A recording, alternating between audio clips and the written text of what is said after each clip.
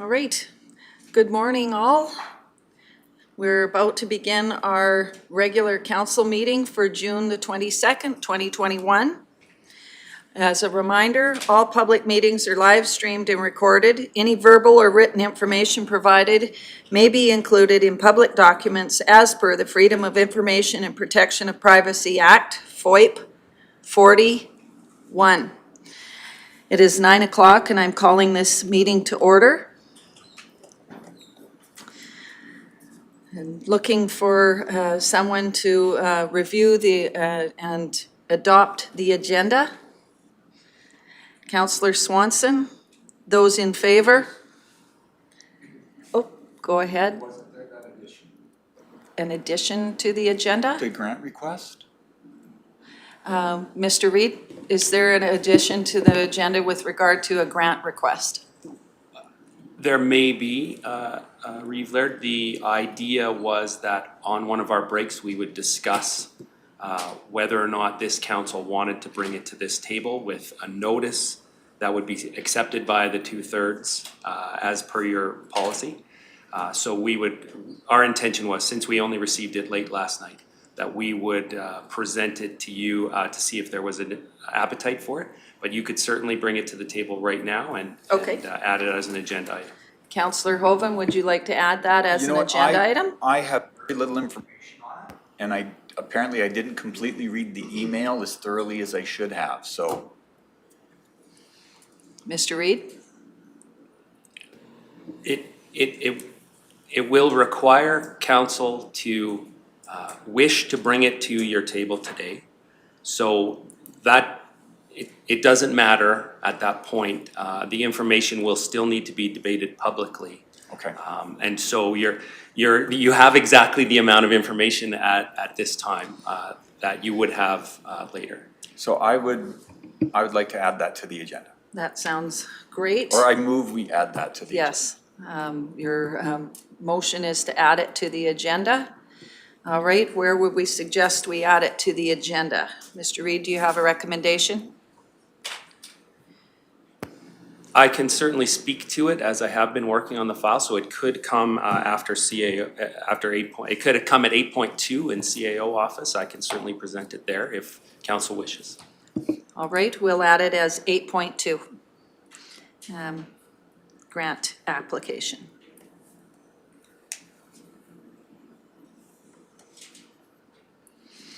All right, with that amendment, are there any other additions to the agenda? If not, we're looking for a motion to adopt the agenda. We have Councillor Swanson has made that motion. Are you good with that? Friendly amendment? All right. Any other questions? Seeing none, those in favor? That is carried. That brings us to the adoption of the minutes from June the 8th. If there are no errors or omissions, I'm looking for somebody to adopt the meeting minutes from June the 8th. Councillor Duncan? Those in favor? That is carried. That brings us, Councillor, okay. That brings us to Emergency and Legislative Services 4.1, amendments to the Elections Bylaw 110220. Ms. Hager. Thank you, Reeve. Good morning, Council. Before you is an agenda item to amend Bylaw 1102/20. The staff recommendation for this item is that Council grants first, second, permission for third and third reading of Bylaw 1109/21 to amend the bylaw I aforementioned.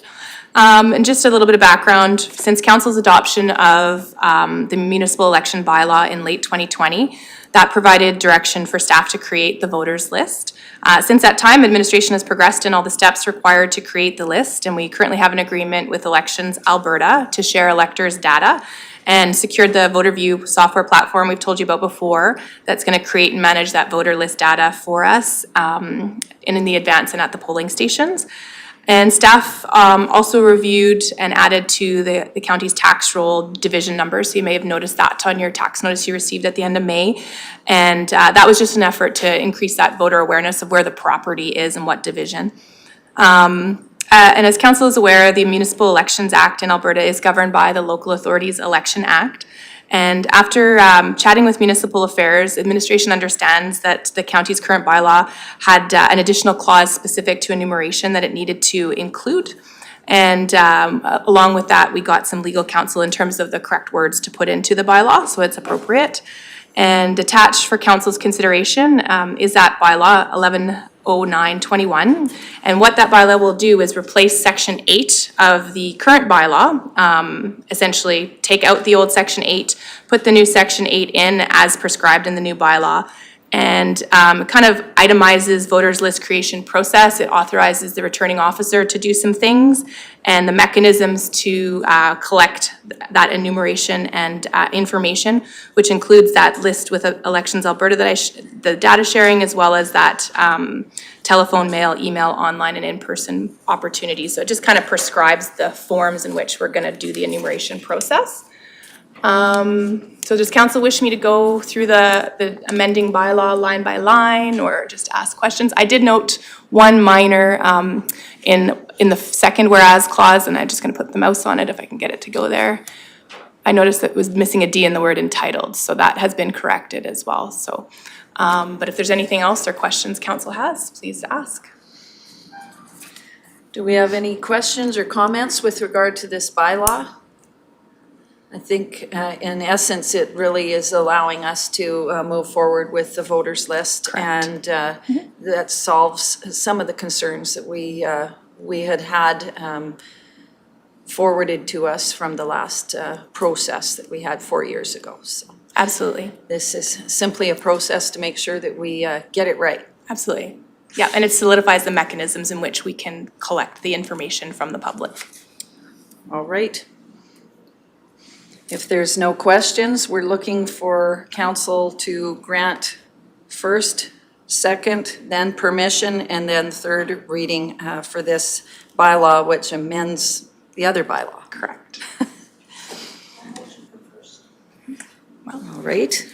Councillor Lang has made the motion for first reading. Those in favor? That is carried. Second reading. I'll move second reading. Deputy Reeve Vandermeer, those in favor? That is carried. I move permission for third reading. Councillor Hoven is moving permission for third reading. Those in favor? That is carried. Third reading. I would so move. Councillor Lougheed has made a motion for third reading of bylaw 110921 to amend the elections bylaw 110220. Those in favor? That is carried. Thank you. It's good to get that solved.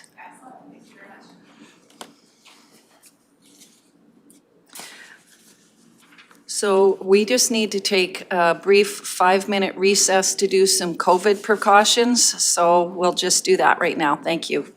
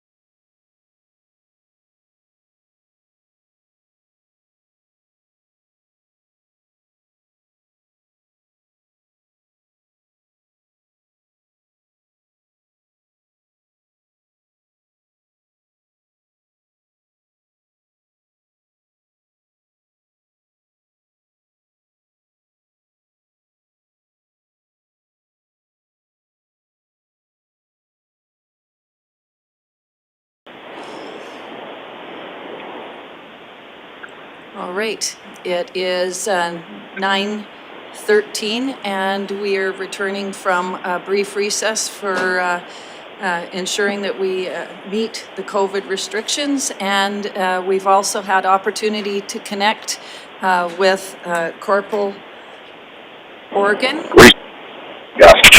And so I'm looking that council authorize Corporal Oregon from Sundre Detachment to attend via phone for today's meeting. Looking for a motion to that effect. Deputy Reeve Vandermeer, those in favor? That is carried 7-0. Welcome to our members from our RCMP detachments. We're going to do a quick round of introductions, starting with Councillor Duncan. Good morning, Jim Duncan, Councillor for Division 1, that's southwest of Rocky Mountains. Good morning, Darrell Lougheed, Councillor for Division 3, and that is East Central straddling Highway 11. Good morning, John Vandermeer, Councillor Division 4, that's north of Caroline and west through Seamus, Dovercourt. Good morning. Welcome to council. Cammy Laird, Councillor for Division 2 and Reeve. And that's the area that is east of Timey Road, straddling Highway 598. Lisa Lang, Councillor for Division 5, and that surrounds Rocky Mountain House and goes through to the West Country, including Nordic. Tim Hoven, Councillor for Division 6. I represent the southeast of the county and then south of 54 all the way out to the mountain parks. Good morning, Michelle Swanson, Councillor for Division 7, everything north of Highway 12. Good morning, Murray Hagan, Director of Corporate Services. Good morning, Christopher Reeve, Chief Administrative Officer. Good morning, Christine Higgert, Director of Emergency and Legislative Services for Philadelphia County. All right, that brings us to our guests. I'll let you introduce yourselves and which detachment you're representing. That also helps eliminate any chance that I might butcher your names. That's fine. Good morning, Sergeant Pierre St-Cyr, Rimbey Detachment. Good morning, Staff Sergeant Carl Dinsdale, Rocky Mountain House Detachment. That brings us to our phone person.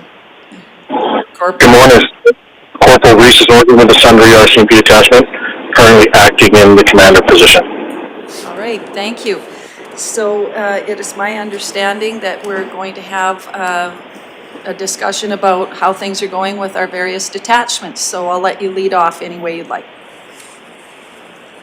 Actually, if the other two commanders don't mind, I'm actually on scene here, so if I could go first, that'd be greatly appreciated. They said that's just fine. Perfect. Good morning, ladies and gentlemen. Again, as I said, my name is Resus Oregon with the Sundre RCMP Detachment. I do apologize I wasn't able to meet in person this morning. I just have a few stats to go over with you, ladies and gentlemen. As you know, Sundre Detachment looks after a lot of the southwest rural portion of your county. A lot of seasonal and some small residential stuff, so we don't get a lot of calls in your area. Did you guys get a copy of last year's stats? Yes, we have. We have them in front of us as we speak. Perfect. I did send two copies, one January, December, and then another one from January, December last year, and then January to March of this year. And you guys have those two copies? Yes, I do. Perfect. As you look at the columns, you'll notice that the first column on the left is all of the descriptions of some of the things we deal with. Some of them are pretty broad descriptions, but it gives you a good general idea of what we're doing. There's a small trend portion with small graph charts going up and down or straight across. Then you have the 4 years that you can compare them with to the current year on the far right. As you can see, some of the numbers are in the negative, some of them in the positive. We don't get a whack load of calls for the southwest of Clear County. Like I said, most of it is seasonal. I'll just look at the few highlights. As you see, there's no homicides there to date, knock on wood. Robberies, well, there was one back in 2018. We've been fairly lucky and haven't had any since. You go down the list of sex assaults and go up a little bit. Some of those assaults, most of them are domestic or campfire fights when alcohol or drugs are involved. Kidnapping, you'll notice that there's been no kidnapping, thankfully. Criminal harassment, again, most of the assaults and the criminal harassment and the other threats are domestic related. And there's only a couple calls for each in your area. We go up with property crime, though. Property crime is rampant throughout Alberta, but we do struggle with a little bit here in the Clearwater and Mountain View County areas. You can see the numbers are a lot higher than the people's crimes, and that's where we end up focusing most of our time, doing patrols and trying to get out to the West Country, trying to get out to the Burnstic Lakes or some of those areas and other areas where they have a lot of property parked for the seasons. I'll drop down to the what we're looking at, weapons offenses and disturbing the peace. Again, you see the numbers are a little higher there because a lot of them are related to the property crimes or domestic related. And then we'll flip over the page and we'll go into the drug enforcement. We do have a few calls for drug enforcement in the Clearwater County area. Some of them are marijuana. I'll use the term grow up, but it's not a grow up. Basically, people have applied for licenses through Health Canada and were granted the ability to grow cannabis or marijuana on their property. We know of a couple areas like that, and we get some calls to those areas regularly, so we go and check on their license and count plants and make sure they're following their orders that they have from Health Canada. We can go down further in the list. We have liquor enforcement, we have traffic enforcement, we have collisions, which are also quite high for our area. We seem to lose people every summer, no matter how hard anybody tries or how much enforcement Clearwater County police officers do and we do, and try to get the information out there that drive safely and without alcohol and with helmets and stuff on. We always lose a couple people every summer. That pretty much sums up what I was going to talk about. Do you guys have any questions, concerns? All right, I'm looking to my fellow councillors. Do you have any questions for Corporal Oregon? Not at this time. You got off pretty lucky there. I did. I will have to meet all so thank you very much for your time this morning, and I do apologize again for making this quick and dirty and short. But like I said, hopefully we'll meet in the future.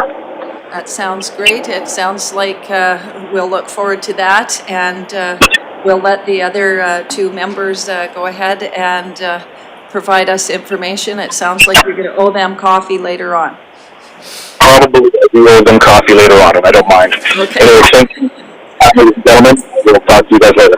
Thank you again. You're welcome. Bye-bye. I'm working for you. All right, so you need to hold him to it now. Whoever would like to lead off, go right ahead. Morning, everybody. Thank you very much for having me. Sergeant Pierre St-Cyr, Rimbey Detachment. I pulled the statistics for Clearwater specifically because, I mean, you're looking at the provincial statistics globally. I tried to narrow it down to what the area is of a concern. There's no people crime reported. That's the big thing to look at. It's whether or not it's been reported. So there's none for 2021 so far. But we are plagued with break and enters, motor vehicle theft, theft in general of property. We've had a couple of frauds, but not so much in Clearwater County. A couple of mischiefs, collisions, no fatalities. Last fatality was Highway 2 south of town for Rimbey.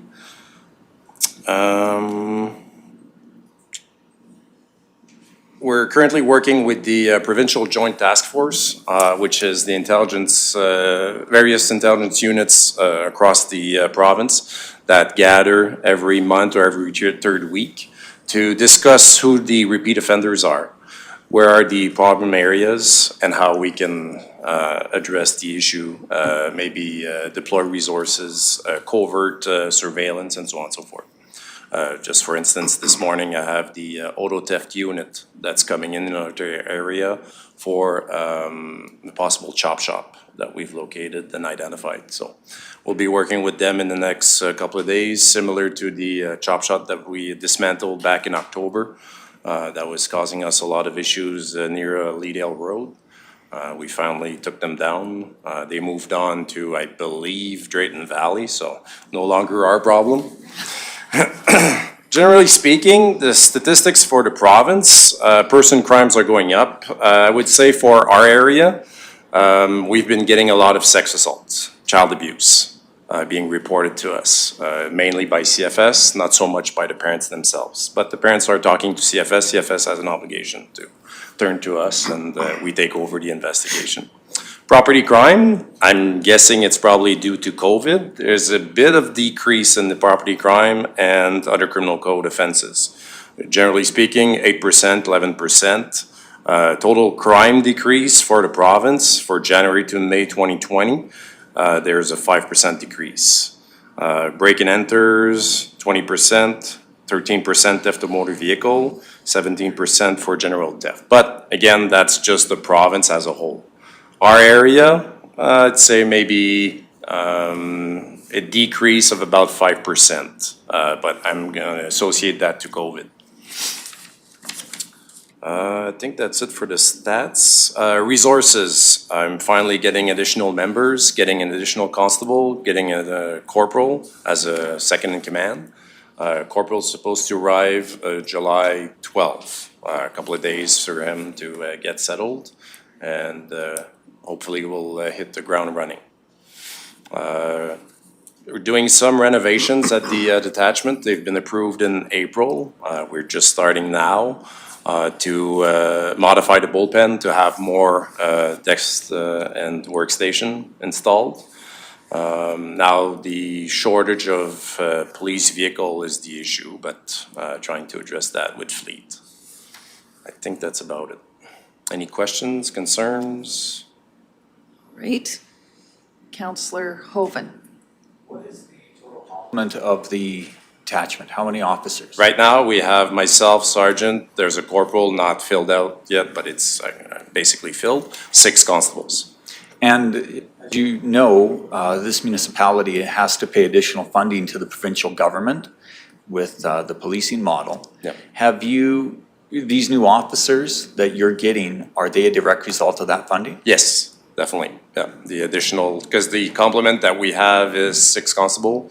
The org chart, what we're supposed to have is 5 constables, and that constable is additional one, the 6th one, and the corporal, plus a public servant position. I forgot to mention that. We're just in the process of looking at applications for the public servant. And that's just to help with administration issues? Yeah, mainly court packs, call taking as well, because I mean there's a lot of complaints, if I may say so, a call for service that actually come in through our office online, so on and so forth, that doesn't necessarily need a police response but still has to be managed and documented and so on and so forth. Okay. Thank you. Any other questions or comments? We're quiet on this side this morning. Thank you very much. Okay, thank you. Staff Sergeant. Okay. Good morning. Staff Sergeant Carl Dinsdale, the Rocky Mountain House Detachment. I think the only thing that I've provided, because this was scheduled earlier, was the 4th quarter report back in March. So I'll quickly review that, but as I do so, I'll provide some more up-to-date information than the numbers that I've got in this document as of the end of March. So our complement pursuant to the provincial policing service agreement. So as you're aware, Rocky Mountain House Detachment has both a provincial policing service agreement. We have a municipal policing service agreement with the town of Rocky Mountain House, and then we also have 4 members assigned to a community tripartite agreement for the Indigenous communities of Chiese and Sundre. So our total strength is split between those 3 contracts. On the provincial side, at the time of this provincial policing report, the established positions on the provincial side was 16 regular members and 4 support staff. Since that time, we have been advised that we're getting an additional provincial policing member, so 1 more police officer, and also an additional support staff position. So those numbers will be more accurately reflected in, 17 police officers and 5 support staff positions.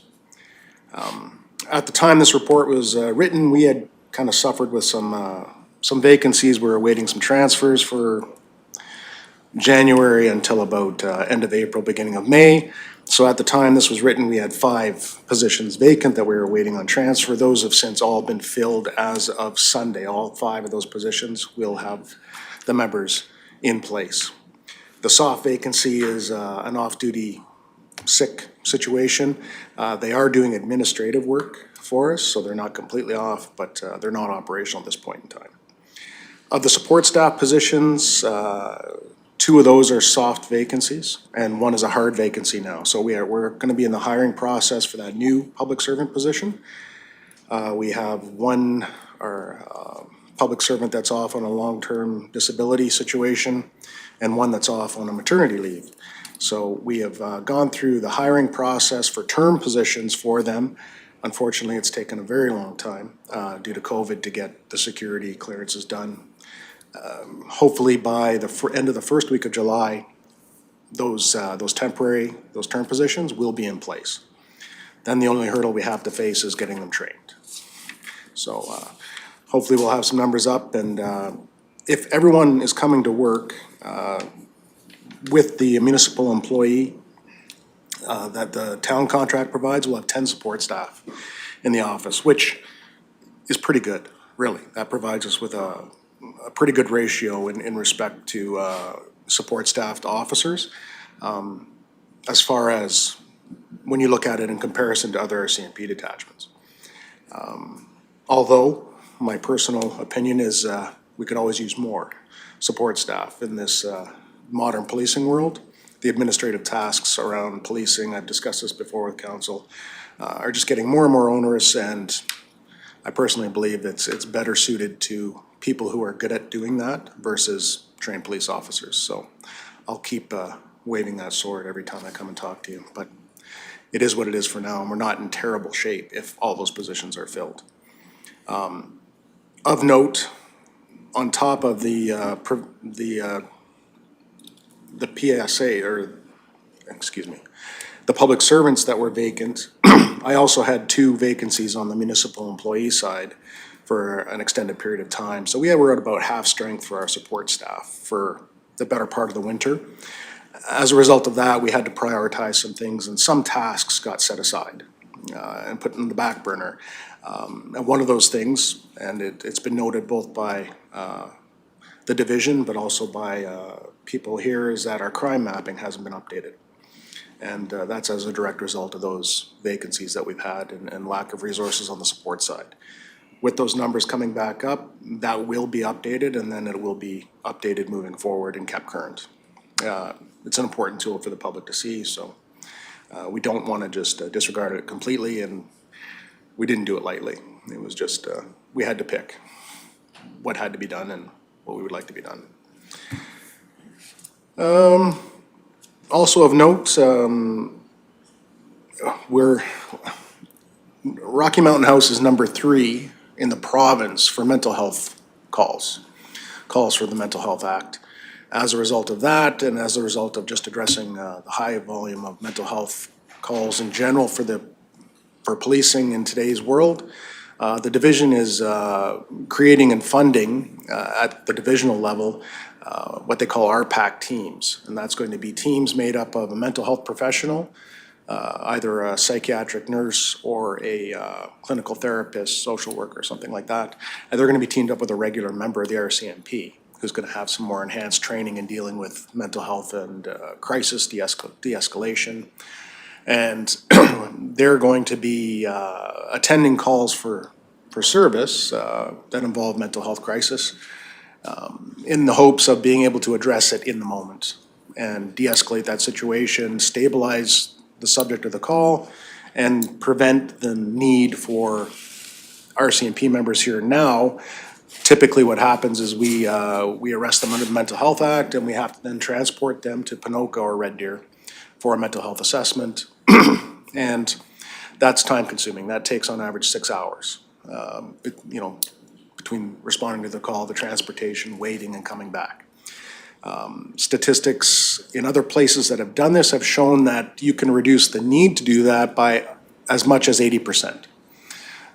When this team is able to attend, that mental health professional can de-escalate, stabilize that person, plan some follow-up treatment for them in the community in the days following the incident. So it's going to be a great, I hope, a time saver for us in regards to how we have to use our resources when it comes to Mental Health Act situations.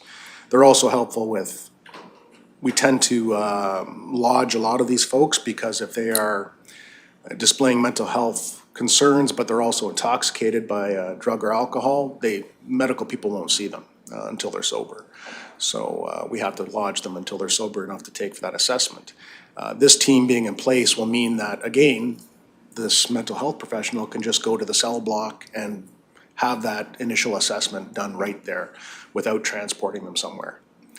Oftentimes, the mental health issues are compounded by the intoxication, and by the time that mental health professional gets to talk to them, they can do some adequate planning, and we don't need then to transport them for that assessment. So they're planning 2 teams in the long term. One team is supposed to be coming this year. They will be based out of Rocky Mountain House. They are going to be regional in scope, so they'll be responsible for responding to Rimbey, Blackfall, Sylvan, not Sundre, maybe Drayton. I'm not sure exactly. I think they're still ironing out the details. So that's coming as well to our area. They won't be our dedicated resource, but I have high hopes for what they're going to be able to accomplish for us in regards to saving on our resources locally when it comes to dealing with mental health. So that's coming. I don't know how fast, but it's in the works. Well, I from my perspective, and I know our fellow council members, I recognize that there's workplace injuries that happen to the members because of these calls. Yeah, so hopefully that helps reduce that side as well, because those can be very trying calls.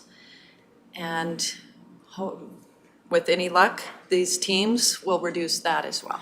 That's our hope. I mean, in the long term, they're, mental health is such a tricky issue to address. When people are in crisis and they often exhibit violent behavior,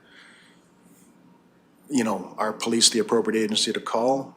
Perhaps not if you're looking at it from the medical issue side, but what other agency is equipped to go and deal with the violence that they're exhibiting, or the weapons that they're holding, or, the behavior? So no easy answers to this. I know that there's lots of opinions out there in today's world about how the police respond to these things, but we're working on making it better. Well, it's a positive first step. That's great. And it's exciting to hear that we're going to be the regional center for this. So that's great. Scary that we need it, but glad it's a great first step. So thank you for sharing that. Certainly, no problem. When it comes to quarterly financial drivers, we did, because of COVID, we did have some savings in some areas. Training certainly was an area that we had savings on in our budget. Extra duty pay, travel costs that associated with training and other things. Fuel, some guarding costs because crime stats did overall lower over the past year. However, there's there's also additional costs in relation to technology that was suddenly required to cope with how to manage and carry on business in a COVID environment. And other specialty equipment, the personal protective equipment, the masking, the gloves, the cleaning, the extra cleaning. So I don't know that we're gonna see any significant savings overall, but where we saved in one area, unfortunately, we had expenditures in another. Crime statistics, much like Rimbey and Sundre, overall, we've seen some in some cases dramatic, in some cases not so dramatic, but overall a reduction in crime statistics over the past year. As Pierre said, the property crimes, I hope I'm wrong. Hope springs eternal, but I do think some of that is just basically due to COVID and people being home, people not being away from residences for extended periods of time, and therefore I think property crime in general came down, as well as all of the different types of funding that people were receiving due to the COVID, the CERB and the other issues. People who would otherwise be committing crime to fund perhaps lifestyle, now they were getting a check from the federal government and didn't have to go out and do that. As these programs, funding programs end and we open up as a province and a society, and people again are at, they're already straining at the bit to get away and go on vacation. I think we're gonna see those numbers start to climb a bit, unfortunately. We're gonna put out some social messaging or some media messaging to folks, just as a reminder to secure their property, those kinds of things, in the hopes that we can get people thinking about that as they start anxiously planning their trips and their reunions and those other things around that. Don't forget that these issues are going to come back to life. Overall, the only area that we really saw any kind of increases was in, where was it? We had a little bit of a spike in persons crimes. Now, these numbers are skewed a little bit because our CTA communities, their numbers get tallied in with our provincial policing numbers. So homicides were a big issue last year. Those were all limited to the Indigenous communities. There were no homicides within Clearwater County last year. Robberies, there was actually a couple of robberies in Clearwater County out at oil sites. So that was a bit of an issue. Criminal harassment became a real issue during the last year. And again, I kind of attest this to people who were home, bored, didn't have a whole lot else to do, were just on their computers bullying each other a lot. And then we were getting complaints about it. So lots of criminal harassment complaints revolving around social media. So that's, I think, what skewed those numbers a bit. While thefts overall were down, mischief, damage to property was up. I'm not sure what the correlation is there. Drug trafficking continued. We still ended up laying an increased number of drug trafficking charges, although that is partially in part to the hard work that our crime reduction unit continues to do, even despite the pandemic. So, and yeah, I mentioned Mental Health Act. So as far as our community priorities go over that last quarter and moving forward, crime reduction, which incorporates reducing drug trafficking, preventing and reducing property crimes, and preventing and reducing the impact of prolific offenders. I just mentioned our crew unit, but also our general duty watch members. They are really staying on top of this to the point that our top 10 prolific offenders, we're starting to really have to dig to the bottom of the barrel to find people to put on that list, because they're really being successful at monitoring people who are on court-imposed conditions or on warrant status and getting them back into custody. Or enough pressure has convinced them to obey the law or leave the area, really. So they're doing really good work, and that concept in that unit is really paying dividends for the detachment and the area.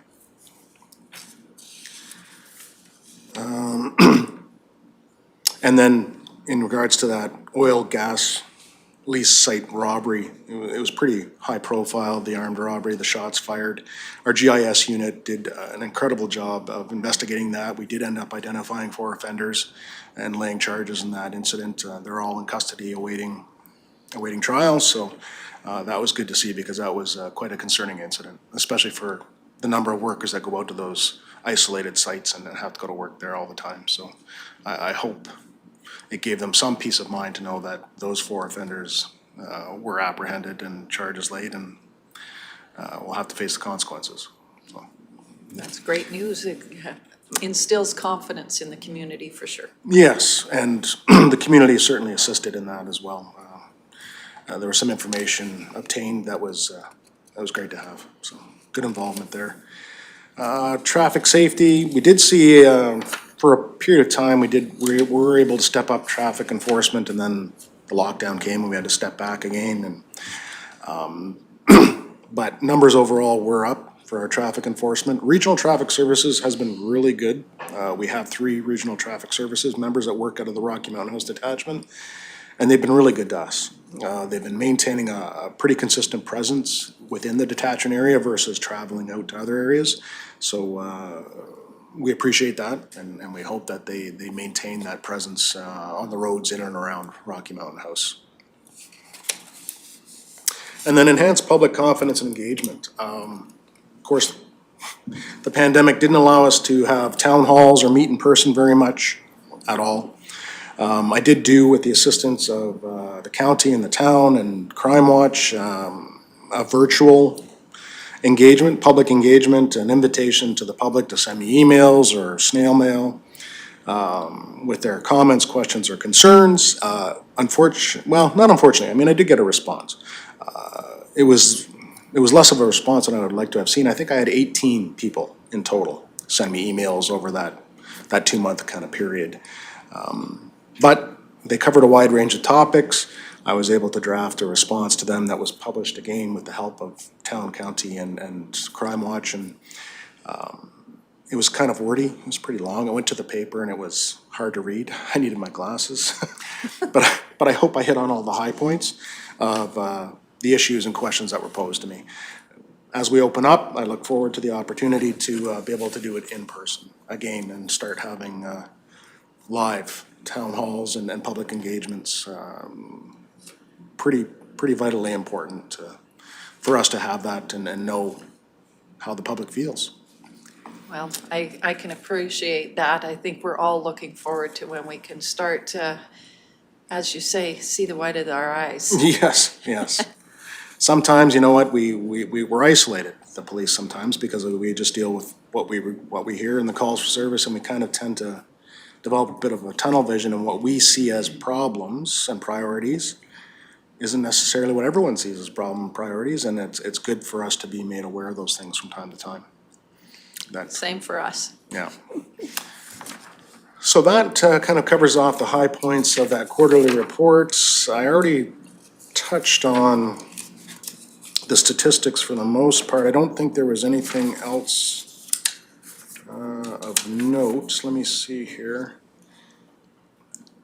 Getting into the weeds a little bit here, theft of motor vehicles, SUVs, actually, the theft of SUVs. It used to be trucks was number 1. SUVs seems to be climbing as a target vehicle for thefts. Break-in enters, kind of all within norms. Cottager seasonal residence numbers began to climb a little bit in January to May of this year. We already talked about the mischief to property, the Mental Health Act again. Yeah, those were huge numbers compared to years past, almost double. And again, some of that might be attributed to COVID. People's mental health issues might be amplified or magnified because of COVID and isolating. Let's see what else we have here. I don't think I made any notes on anything else that was really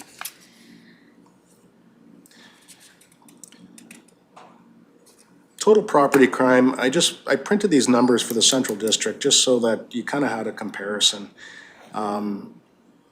Because some people look at Rocky Mountain House Detachment numbers, and we have a fairly large detachment. We're looking at, almost 45 members now across the board for a detachment this size, or a community this size, that's not necessarily what you would see in other places. This really boils down to our crime severity index and the numbers that we deal with, is why we have the resources that we have. Rocky Mountain House in 2021, between January and May, reported 377 total property crimes. Whereas if you look at a community like Innisfail, comparable size, detachment size, they had 195. So almost half of the numbers that we deal with here. So that's why you're seeing some ratios that are a little bit higher than other areas. And then the severity of the crime that we deal with. When we do deal with persons crimes, as often as not, there's a weapon involved. There's a preponderance of weapons being used in persons crimes. And then when we get assaults, again, as often as not, they're severe in nature. They're tending towards the assault caused bodily harm or aggravated assault areas.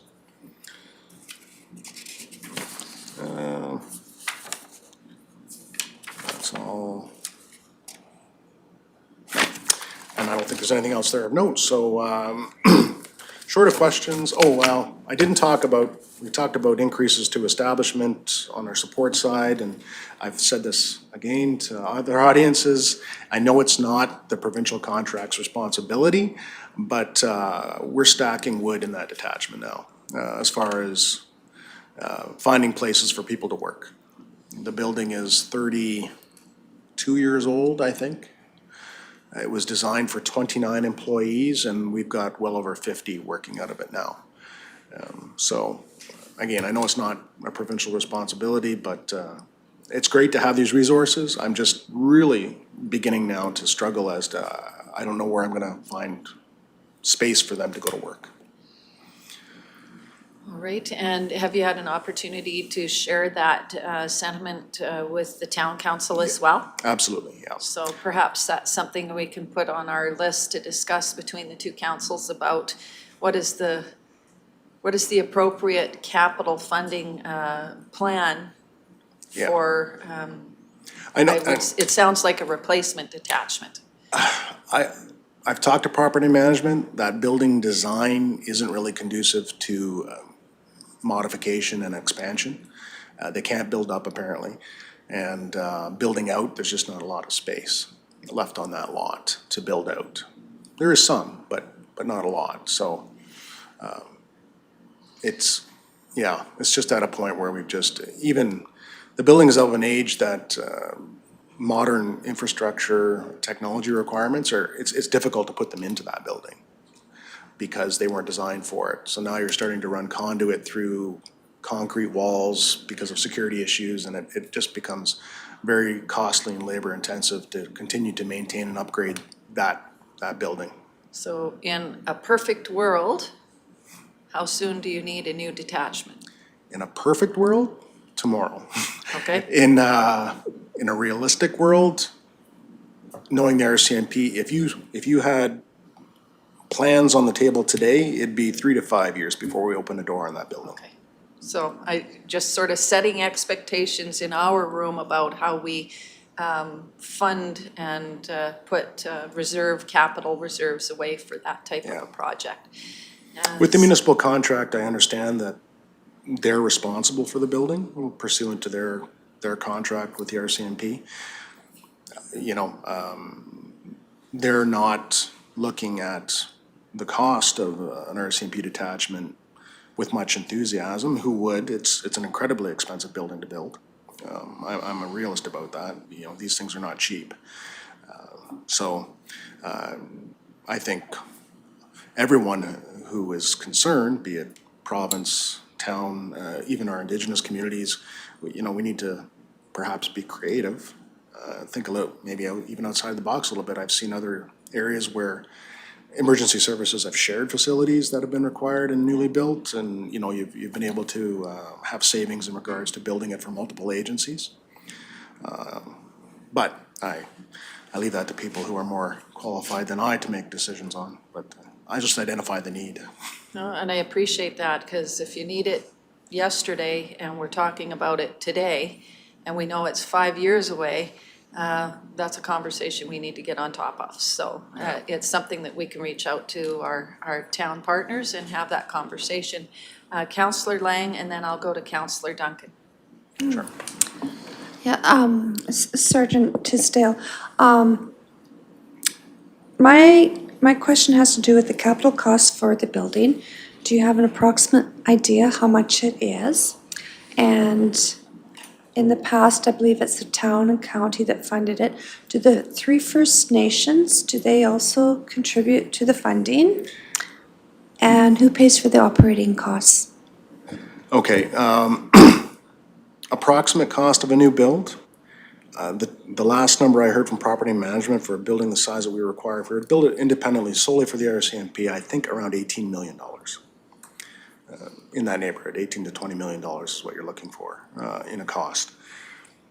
The Indigenous communities, their contract, that community tripartite agreement, is funded, it's 48-52, I think. 52% federally, 48% provincially, and that provides the members to that contract. That contract accounts for funding to the community to provide a remote office space in the community itself. So I don't think that any of their contract accounts for any of the costs except for perhaps the 40% of the provincial side of the contract. Now, the building, any building, if it was built by the municipality, they would be responsible for operating costs. However, the other contracts that occupy the building compensate the municipality for those members and for the occupation of the numbers of employees that their contract accounts for. So if the town built it, then the provincial side of the contract would be compensating the town for, rent and all those things for the number of provincial policing members that occupy the space, as well as traffic services. Their funding, some of it gets allocated to us because they occupy space in our building. So it's basically split by numbers of members per each contract that occupy space in the building.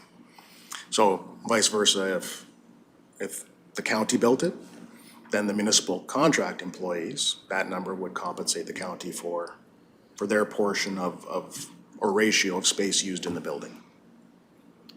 All right. Councillor Duncan. Is it possible, like we have a lot of fairly large industrial buildings in town that are for sale right now, is it possible to transform them into a suitable RCMP? I guess it would depend on the size of the building, I know, and what's being developed in them already. Some of them are, fairly big bay space that could be built inside to specifications. Is that on the table potentially, or you do really truly only look at new builds? There are some very specific security guidelines when it comes to building of cell blocks, firearm storage facilities, exhibit storage facilities, and then IT security within the buildings that we're building now. Whether an existing building of sufficient size could be modified to meet those demands would be a question for our property management people. My experience to this point in time, anytime we've had this conversation with the property management people, the message I get is basically the cost to modify or renovate a building to meet those needs is as much or exceeds the cost of building it from the ground up. Okay. And Supplemental? or unrelated question, but just wondering if either one of you are seeing, or maybe it's too early in the year to tell, but much call or significant increases at all in calls for all the visitors that are coming to the West Country, responding to whatever's happening out there with the campers. We saw a significant number of people, although less than I anticipated, truthfully, in the West Country on the long weekend. Lots of traffic on Highway 11. There's a couple of areas that were closed, and I think that kind of limited our numbers a bit. It didn't create any significant spikes in calls for service for us. There was a couple of, I think, search and rescue related calls, but they were I think they were minor in nature. There was nothing that was a huge strain on resources in association to that as of yet. We're kind of waiting to see what happens on July 1st. School's out and restrictions are lifted, and to see what that's going to mean for the numbers of folks coming out. Haven't really seen the effect or feedback yet regarding the public lands user pass system that's been instituted by the province. I don't disagree with the concept. I wish they had done something a little bit more easy to work with, like a vehicle pass that is really kind of visibly identifiable. When I walk up, there's a sticker in the window and I can say, okay, they've got their annual pass, versus asking people individually, can I see your public lands user card, or how, you know, the way it's going. So yeah, I mean, I think it's a good start, because costs last year and years prior, you know, seen associated to the public lands use are increasing, and there should be some way to assist the county in looking after those costs. And you're correct, like a lot of those areas, the trails do not open, especially west of Nordic, until July 1st. Right, So yeah. that's, we'll see that increase for the next 2 long weekends for sure. Yeah. Thank you. Councillor Lang. This question is for Sergeant Dinsdale as well. So I keep quite close tabs on the search and rescue organization. I used to belong myself, and I know there's been a little bit of, I guess maybe poor communication. Has a lot to do with 911, you know, calls come in, they either go to police, fire, ambulance. And sort of from what I'm hearing is a lot of these calls are getting kind of directed to our fire department, when really they should be going to the RCMP. So as a consequence, what's happening is the municipal taxpayers are paying for search and rescue operations from our fire department. Really it should go to search and rescue. I'm just through the RCMP to search and rescue, and it's causing some hard feelings and between the two organizations. Is that getting worked out? And I know there needs to be some communication at the provincial level with 911 and all that. What's going on in that area? I had an excellent meeting with Eric Brownrigg and the vice president of St-Cyr a week ago now, specifically to address some of these concerns. You know, procedures and protocols for the call-outs and the tasking of St-Cyr. The calls going to 911 and then being redirected to EMS or fire. So, and they are working at the provincial level, I think, to clarify SAR, because when SAR became or was designated an RCMP responsibility and mandate 30+ years ago, you didn't have the volunteer SAR organizations that exist today back then.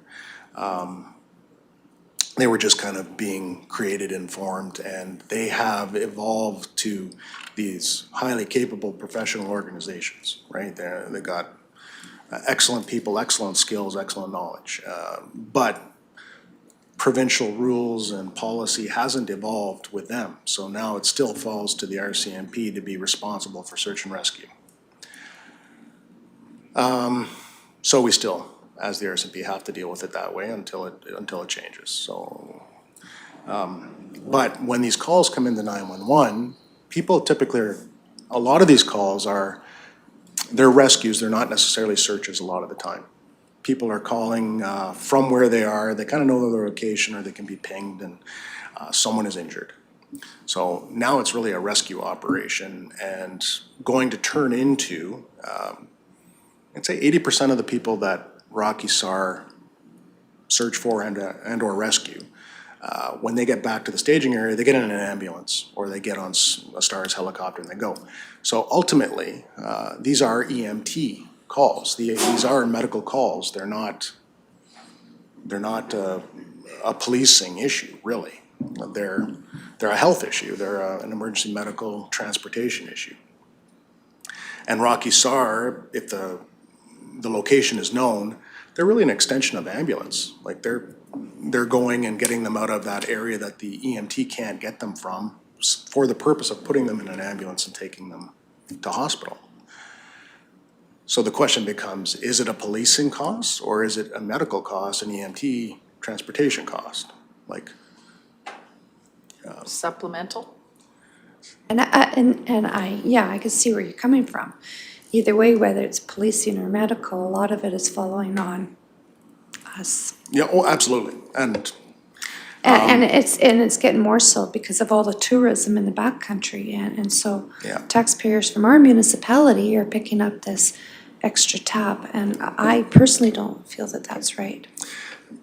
And, you know, personal opinion, we've talked about this. I believe, you know, once they get in that ambulance after Rocky SAR's got them safely out to the staging area, they get a bill for the ambulance.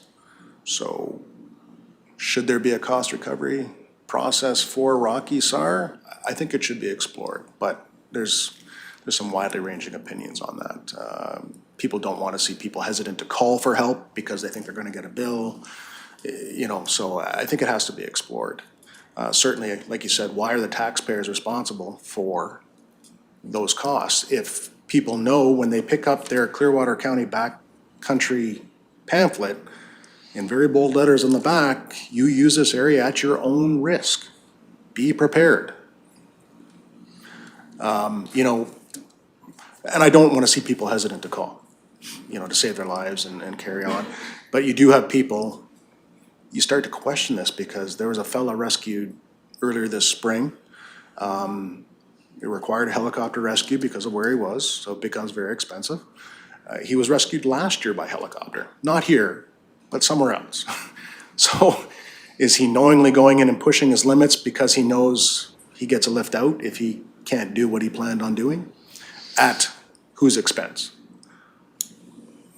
I don't disagree with what you're saying. I mean, I'm a taxpayer too, and I care about where that money goes.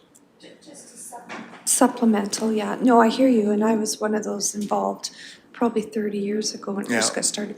And the RCMP at that time were very, very involved, and there were several members from this detachment that actually were responsible for getting search and rescue going in this area. Yeah, no, fantastic. And then just to further kind of answer your initial question, the 911 call system, there is a delay. So it goes to 911, it gets dispatched to Rocky or Clearwater Fire or EMTs, and then they said, well, it's a search and rescue call. We can't task Rocky SAR, the RCMP have to task Rocky SAR, so they transfer that call to our occurrence center, go through all the details and, you know, information collecting, and then it gets dispatched to us. So therein, you know, lies a delay. And sometimes it can be, you know, 20 minutes. And meanwhile, Clearwater Fire has already given a heads up to Rocky SAR saying, hey, we got this call. We discussed that scenario, and I have absolutely no issues with Clearwater Fire or the EMTs when they get that type of call, if they know it's going to result in a SAR call, to give I use the term warning order, but a heads up or a little bit of notice to Rocky SAR so they can start mobilizing, getting ready for the call to cut down on that response time because of the necessity of rerouting it through the RCMP Communication Center. So yeah, I think we've got a good start to rebuilding that relationship with Rocky SAR, and like I said, I'm being new to this area, but based on the geography and size of it, I am very grateful that Rocky SAR is here and that they have the capabilities and expertise that they have, because, you know, watching a bunch of Mounties stumble around in that kind of country would be painful. So to that end, just before I go to Councillor Swanson, we met with the president of Rural Municipalities of Alberta yesterday and the District 2 representative, as well as their admin executive, Mr. Rhodes. One of the questions that we posed with regard to advocacy was around this very topic. And one of the things that they thought might be helpful was if we could somehow calculate or gather the data of costs associated with these type of calls from the various agencies that we can collect the data from, and then provide that back as part of the backstop to that advocacy piece about chatting with the provincial government and looking at ways that we can mitigate and minimize those costs associated with these various calls in the backcountry that's coming back on the municipality or into the detachment when it's coming against your very meager budget for other things such as search and rescue and or training. So that is being discussed at our level as well from an advocacy perspective. So Mr. Reid was in that meeting, so he'll be chatting with Ms. Haggart about collecting some of that information so that we can forward it. And we're hoping that other detachments along the eastern slopes will be working with their municipalities to do the same thing, because there's a story to tell there. Yeah. And as you said, some of the legislation and rules, as it were, need to catch up with what's going on the landscape. Yeah, absolutely. Councillor Swanson? So COVID has forced us all, like you said, to be more on the online and the digital world. So my question has to do with the Light Catch app. I find that on my social feeds, I'm getting more and more of these little Light Catch app posts, especially I'll just say from my eastern side of my division, so towards, maybe towards Sergeant St-Cyr's areas, that kind of thing. So just for, I guess more for information, has that helped or hindered your operation in the last year with COVID? Or is it something that doesn't impact you at all for your response? The lack of communication, you mean, or The- the excess The Light media Catch app activity? itself, I guess I'm asking. Sorry, I missed that. The Light Catch app Yeah. itself. I would say on my part, it affected our operations, a lot of information, tips coming in, but I saw that black truck that was stolen or reported stolen on Facebook or on Light Catch, and, okay, no locations, no details, but we still followed up on that. That's, I mean, it takes a bit of time for the members to either attend the remote area if it was located or if it was abandoned, parked on the side of the road.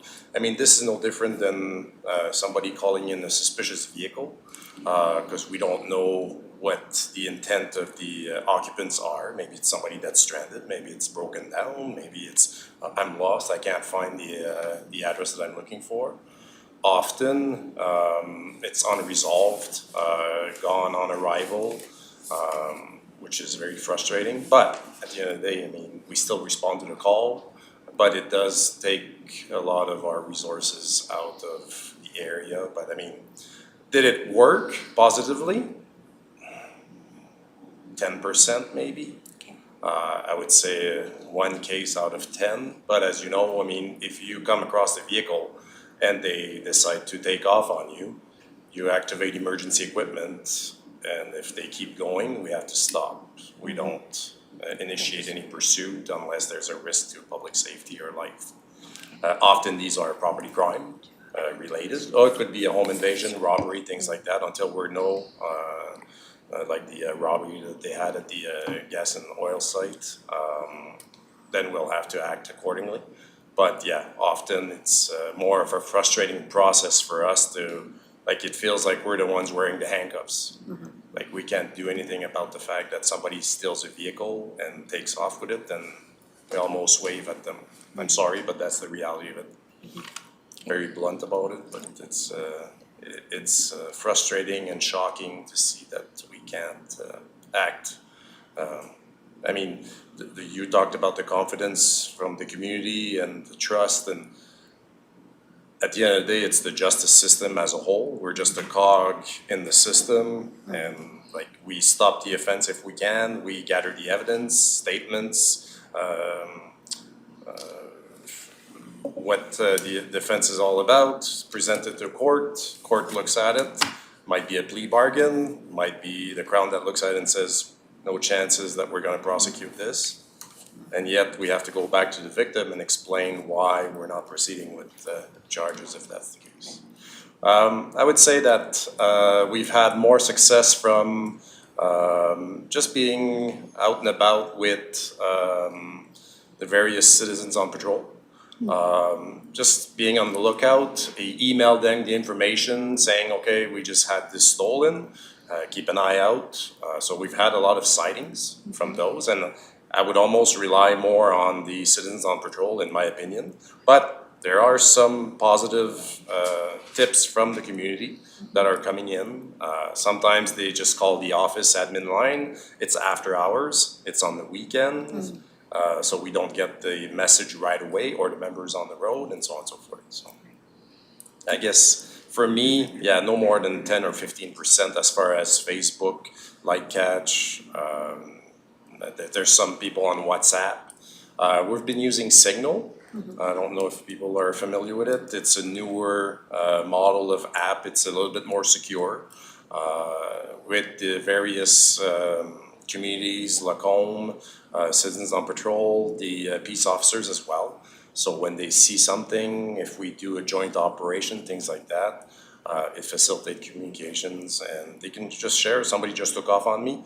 It's a black vehicle. This is the license plate, instead of trying to get a hold of us because we're not on the same radio channel, and they're not on the AFRAC as far as I can recall. Thank you for your feedback. That's important. I'm just wondering, again, what the effectiveness has been. I look forward to meeting again and having those discussions and conversations, but we do share the information by emails, text message with the various citizens on patrol.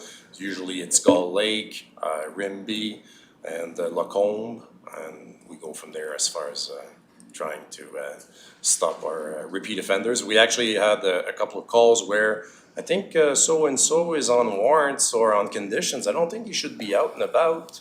He's just outside the school right now. Okay, and we ended up catching that person, breaching their conditions. So yeah, definitely there's some benefits to it. Is it being used like it should be?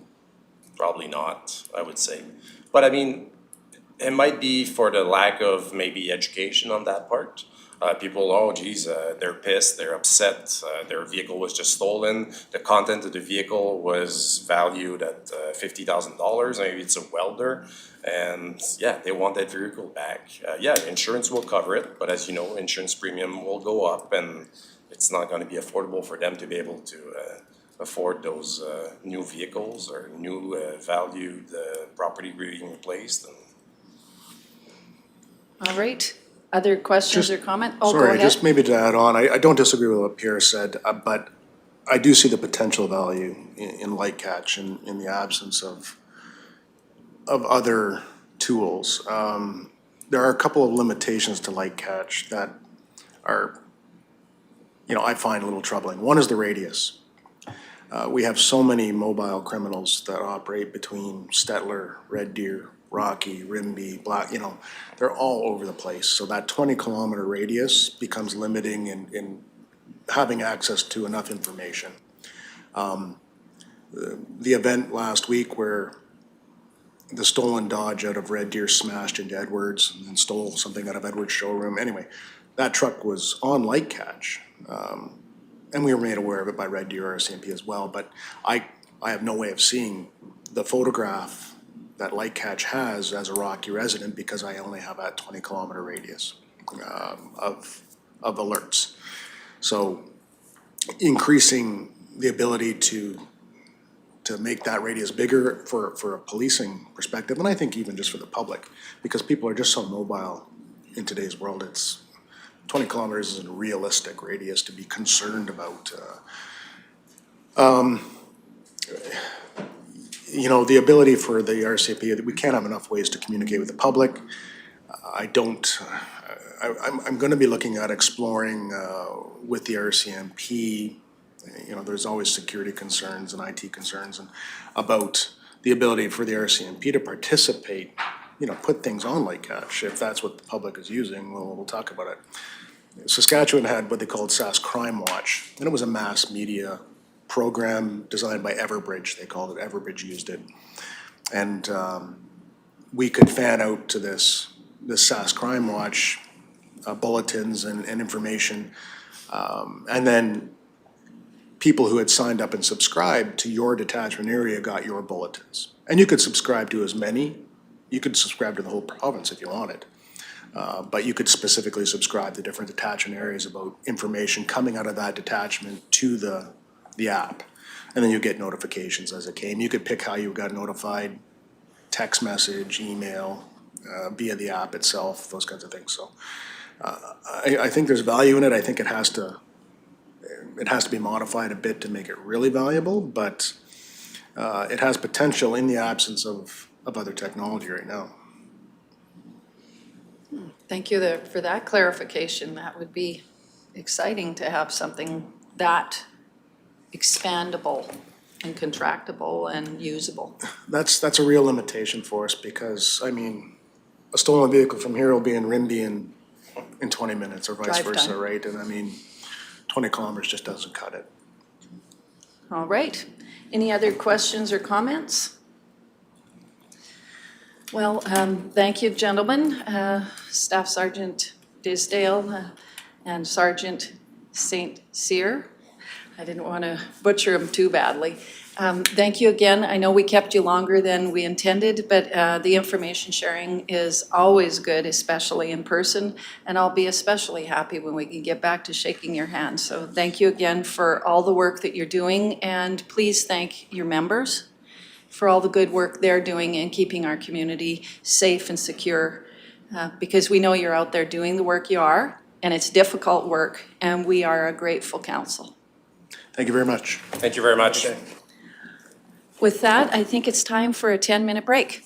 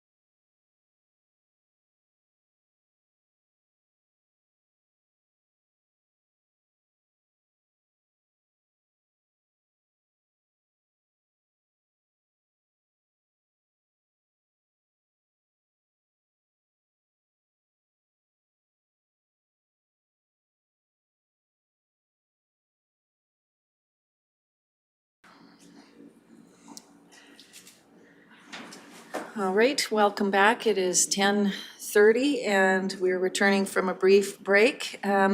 Just to finish with item 5.1, I'm looking for a motion to receive the RCMP detachment updates from Rocky Mountain House, Sundre, and Rimbey detachments for information as presented.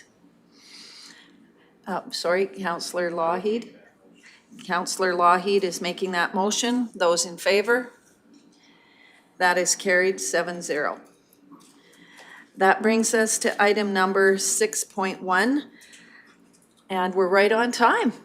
That's wonderful. So it would be looking at first reading of bylaw 111021 for application number 0121 to amend the land use bylaw.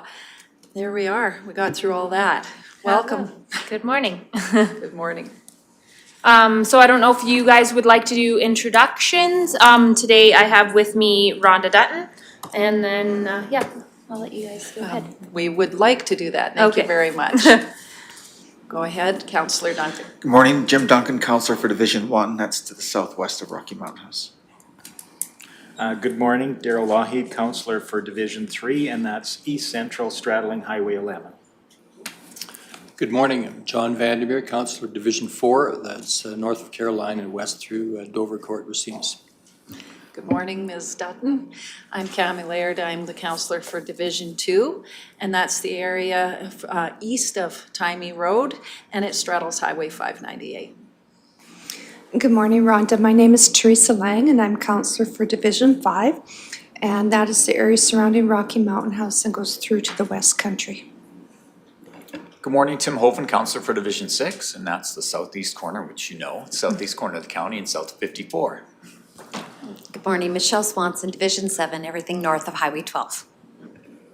Good morning, Murray Hagan, Director of Corporate Services.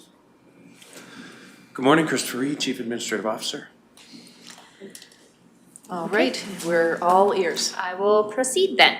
I think, Tracy, do you want to maybe go to one of the air photos just so they can have a visual as I'm kind of going over this, if you wouldn't mind? So Dan and Rhonda Dutton hold title to the Northwest 3634-5 containing 111.56 acres. The subject land is currently in the agriculture district and located about 15 miles southeast of the village of Caroline. This application is for the redesignation of approximately 31 acres of the subject property to Recreation Facility District. The 31 acres is outlined in the red on the map there. And this is for the purpose of developing a campground. The subject area proposed to be rezoned will not be subdivided from the balance. The quarter section is located in the southern portion of the county, east of Highway 22 and north of Highway 587. The property can be accessed via the municipal road to the east and south, which is 5 miles to Highway 587, or to the west and north, which is 6 miles to Highway 22. The proposed site would be accessed via Range Road 5-1, which is a dead-end road on the west side of the quarter section there. There are no existing buildings on the property subject to the rezoning. The applicants also own the 42-acre parcel to the north portion, or on the north portion of the quarter, which was created by fragmentation, and that's where their dwelling is. And you can just see the black line isn't very good there, but yeah, it's just to the north of that piece of property. Pending the outcome of the land use amendment, the applicants would like to create a campground with a maximum of 30 sites. They intend to use the first year as a trial period with 10 to 15 sites, with possible expansion to 30 sites in following years. The campground will be seasonal, operating from May 1st to October 1st. The sites will be unserviced at this time, and campers will be required to leave to dump or have it hauled out by an approved service. If the campground is successful, the landowners will consider installing a septic dump station on the property. There are no proposed buildings in relation to the campground at this time. If dust becomes a concern, they will work with the county to have dust suppression applied. The landowners have some guidelines laid out in their package for the campground, including no noise after 11 p.m. and no unreasonable noise at any time. The attached package provides more detail on the proposed development, and the applicant is here with me if you have questions for her after I'm finished. So just going into policies to consider, we have the guiding principles in the municipal development plan, and then MDP policy 4.2.4, in evaluating development proposals on agricultural land, consider some these factors: the nature and extent of farming in the area, the predicted impact on sustainable agricultural production in the area, farmland assessment rating. And I do have a farmland assessment rating map, I think it's just before this one.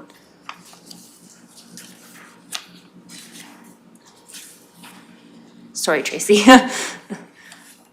So you can kind of see the area highlighted there. The numbers are a bit wacky, but the 24 is I think the like lower part, and then some of it's 10 carried over, and some of it I think is 30 from the neighboring property. It's a bit difficult to tell the way the numbers came up on the assessment rating there, but nothing super high in that area. MDP policy 4.2.6, and recognize the importance of protecting water resources, shall consider impacts on aquifers, including the quality and quantity of groundwater. Policy, MDP policy 9.2.10, through the subdivision development approval process, Clearwater County. There's a variety of things there, but shall limit the number and proximity of access points and shall require adequate setbacks to protect roads from encroachment. Clearwater County shall require all development to meet provincial standards. Clearwater County shall not approve a subdivision or development pursuant to the Water Act if the intended supply of water is groundwater and a study prepared by a qualified professional indicates the groundwater resources are insufficient for subdivision or development. In this case, the applicants do not plan to provide water at this time. Should they wish to add water at a later date, they may require a groundwater study to prove that the water in the area is sufficient for this need. And then unless other means of water supply or ancillary water can be proposed and accepted to the county as per policy 9.2.22. MDP policy 11.2.1, to consider a proposed redesignation subdivision development. The county could require an area structure plan or outline plan. I don't know that that's necessary in this case with the size of the development. Okay, and then MDP policy 12.2.3, to provide information relevant to a proposed redesignation development of land, Clearwater County may require, we could require a variety of things: a traffic impact study, water supply study, or utility servicing study. Again, at this time, they don't intend to supply any water or utilities, so it's kind of irrelevant, I guess. Clearwater County will consider, where applicable, the following when evaluating an application to redesignate, subdivide, or develop land: impact on adjoining and nearby land uses, impact on natural capital, impact on the environment, scale and density, site suitability and capacity, road requirements, utility requirements, etc. And then in the land use bylaw, the recreation facility, the purpose of this district is to accommodate and regulate the development of major or intensive recreational buildings and uses. And then campground definition means any parcel of land or part thereof which levies fees for the locating of tents and holiday trailers or recreational vehicles for temporary use by tourists and transients, and shall include facilities and amenities subordinate to the operation of the campground. And then section 3.510, without restricting the generality of the previous sections, and the approval of a development application for discretionary use, the county can apply conditions including but not limited to landscaping, provision of maintenance of water, wastewater services, stormwater management, limiting hours of operation, ensuring development is compatible with surrounding development, and wildfire, other things of that nature. So in your package, you also have a copy of the application form, and then the operation plan. They've called it Nature's Retreat, and they intend to have it May 1st to October 1st, weather permitting, kind of 9 a.m. to 10 p.m. 30 sites with no services, private, available by pre-booking, and the sites will have a fair amount of space, family owned and operated. Campers wishing to stay longer than a week would have to haul out for the sandy dump. Traffic, they will offer discounts for longer stays to reduce traffic. And there will be one sign at the gate property. They've also indicated that they're going to have some guidelines for campers. So 1 vehicle per site, no operation of ATVs, fire pits, no unattended fires, no noise after 11 p.m. Visitors must leave by 10 p.m. Alcohol restricted to site. Sites must be kept clean and tidy, no fireworks, and pets must be kept on a leash. I think if you scroll up a little bit more, Tracy, there's a map showing kind of where they or how they had planned to lay out some of the sites. It's a little ways up. It's on page 29 of 82, if that's helpful.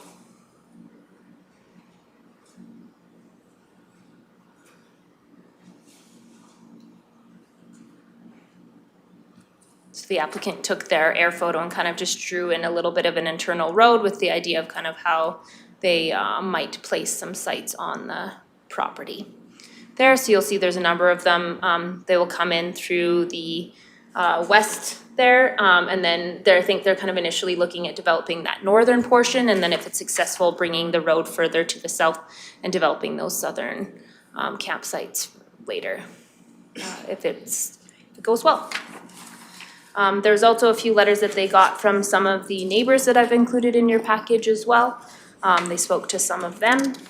And then, of course, the bylaw with the schedule, I think. And then I also included a picture of the adjacent landowners, just kind of showing where there's residences in the area, just for a reference point there. And I think that's it for now. If you have questions for me or for Rhonda, let me know. All right. Councillor Lougheed. Yeah, I would have a question. When we had the map up with the farmland assessment rating, there was a number of numbers on that map. Would you be able to kind of briefly describe what those numbers mean for the benefit of the people that are watching online, and perhaps for a reminder for council what those numbers so indicate? The numbers, kind of like the lower numbers, are very low quality farmland generally. And then when you get up to higher numbers, there's some places in like the province that would have high numbers like in the 90s and things like that. Clearwater County generally doesn't have super high assessment ratings, but some of our higher farmland would be like in the high 30s and 40s maybe. So it's a lot of this land, like I said, you can see where some of the low areas in the central east portion of this parcel, and 6.5 or the 10, which kind of carries over a little bit into this parcel. And then we have some 24 in the southern part there, and then 30 is probably the highest in this area, and that you can see that on the parcel to the west of this. So yeah, it kind of varies widely, but like wetlands generally are very low rated lands, and then and soil types and things are affected by that, and tree stands and things like that also usually affect the farmland assessment rating. If there's a lot of trees there, usually it has a lower rating, and if it was cleared it might be up slightly from that, but yeah, that hopefully gives you a general idea of how that works. All right, thank you for that clarification. Councillor Lang. Kim, I just have one question. The 3 vertical lines in the center, what is that? There are pipelines there. Rhonda might be able to clarify. I can't remember what exactly they are, but yeah, they're the pipelines running north to south on the property. Yeah, they're just pipelines. There's no sour gas in our area. Yeah. Okay, thank you. All right, Councillor Duncan. If in future there's expansion, not of maybe of the area itself, but just the number of sites, et cetera, would that be a MPC decision or just through approvals from planning? I guess it would depend on if they intended to just expand within the 30 acres or if they wanted to do more on the quarter section itself. If it was in the 30 acres, it would end up going to MPC because would already be rezoned if you choose to go ahead with that. They'd still have to meet density requirements of that district per the land use bylaw, so it would depend. Like 30 sites and 30 acres isn't very, very dense, so like theoretically they could fit in more, but I don't think they intend to do that because they're just gonna be running it themselves, and it's just kind of just a little bit of a side thing, so. Okay. But yeah, it would kind of come to MPC for And decision. my other question would be concerning the boundary of the proposed site. If at some point in the future that was to be subdivided as opposed to just being rezoned, is it an issue to have one that convoluted and, you know, I know there's probably on the ground, there's reasons why that border was chosen, but those are difficult ones sometimes to. Yeah, I'm not sure, it would be very difficult for them to be able to subdivide it, only because, the way they've like done this rezoning, there would be no access to the remainder of that east portion of the quarter, cause, that like, it looks like kind of a road on the south end, but it's actually just a lease or like an owned property there. The road dead ends at the, southwest corner. So with the way the property is structured, if like they were to subdivide that off, then you would have no access to that eastern remainder of the quarter section. So they wouldn't be able to subdivide it the way it currently stands unless there was some sort of road access to that eastern portion. So they wouldn't be able to subdivide it, I guess, is All right. the answer that there. For me, just Yeah. so everybody understands that Yeah. this is. Yeah, and the boundary what is the more solution is just here. like, we kind of, we sort of drew it out where they intend to actually develop and not like the lands that are like low or that people might just, you know, be walking through or something of that nature. And the wacky boundary on the north actually follows that north property boundary because that was a fragmentation and it kind of followed the creek there. And so that's why that's wacky. And then just kind of following the low area on the east there, it comes down and then just kind of made a straight line and as straight as we could at the bottom, but yeah. And sorry, one final question, the letters of support from landowners are, at least are those all, or a number of those the ones that are actually very touching almost onto the property, or are they from farther away? One fella is in the corner to the west and south. He's right in the corner where the road heads east there. And one is my brother-in-law, and the other lady is just on the 35-0. And she would be on the east. She's got the acreage on the east part of her quarter. That's All right, been so very, subdivided. Yeah. typically very close to your property. Thank you. Everybody that's surrounding her property. Thank you. All right, Councillor Lougheed. Yes, just one question while we're still on this map. I noticed that one of the important considerations is the impact of any rezoning on agricultural operations. I noticed that directly to the, I'm trying to think, is that to the west, the property that has a 30 assessment rating there. I'm just assuming that is a higher assessment rating than what is on the proposed rezoning. I was just wondering what typical agricultural operations have occurred on the land we're looking at rezoning here today? He runs steers in there. They've never farmed it. Okay, thank you. All right, so it sounds like grazing. Yeah. All right, did you have a supplemental at all? Councillor Lang. Yeah, Rhonda, I noticed the site lot sizes are 3,200 square feet, which, or maybe this question's better for Kim, which I think is quite a nice, large, generous size. Is that normal, or is that a little bit larger than normal? That's like fairly big. They've obviously kind of opted to space them out and have like the trees in between so you have more privacy. I mean, you, based on the district, I could, actually I've included it in your package, the recreation facility one, and I think it even says like what you can have them as, like how many per acre, so this works out to be like about 1 per acre, and where is that density part in this district?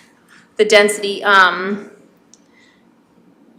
you can have 20 sites per hectare or 8 sites per acre, so like that's the maximum you could have.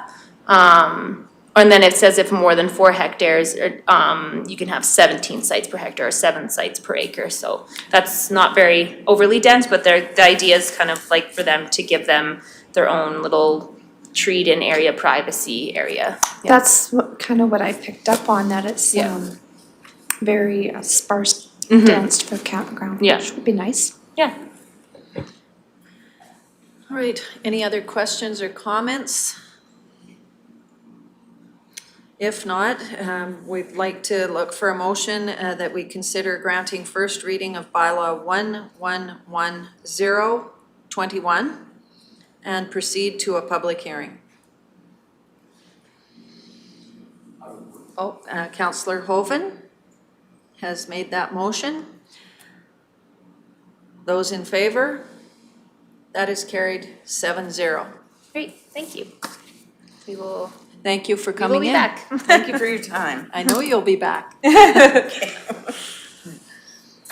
All right, have a wonderful afternoon. Oh, it's You gonna as be a well. hot one. It is going to be warm. I gotta go home and fix fence because my colts decided they were leaving the country last night. Oh, you're going fencing, okay. Yes, hopefully it's not the bear. We got a bear and a cougar hanging around, so. Well, be careful and be safe. Yes, thank you very much. Thank you, have a good day, guys.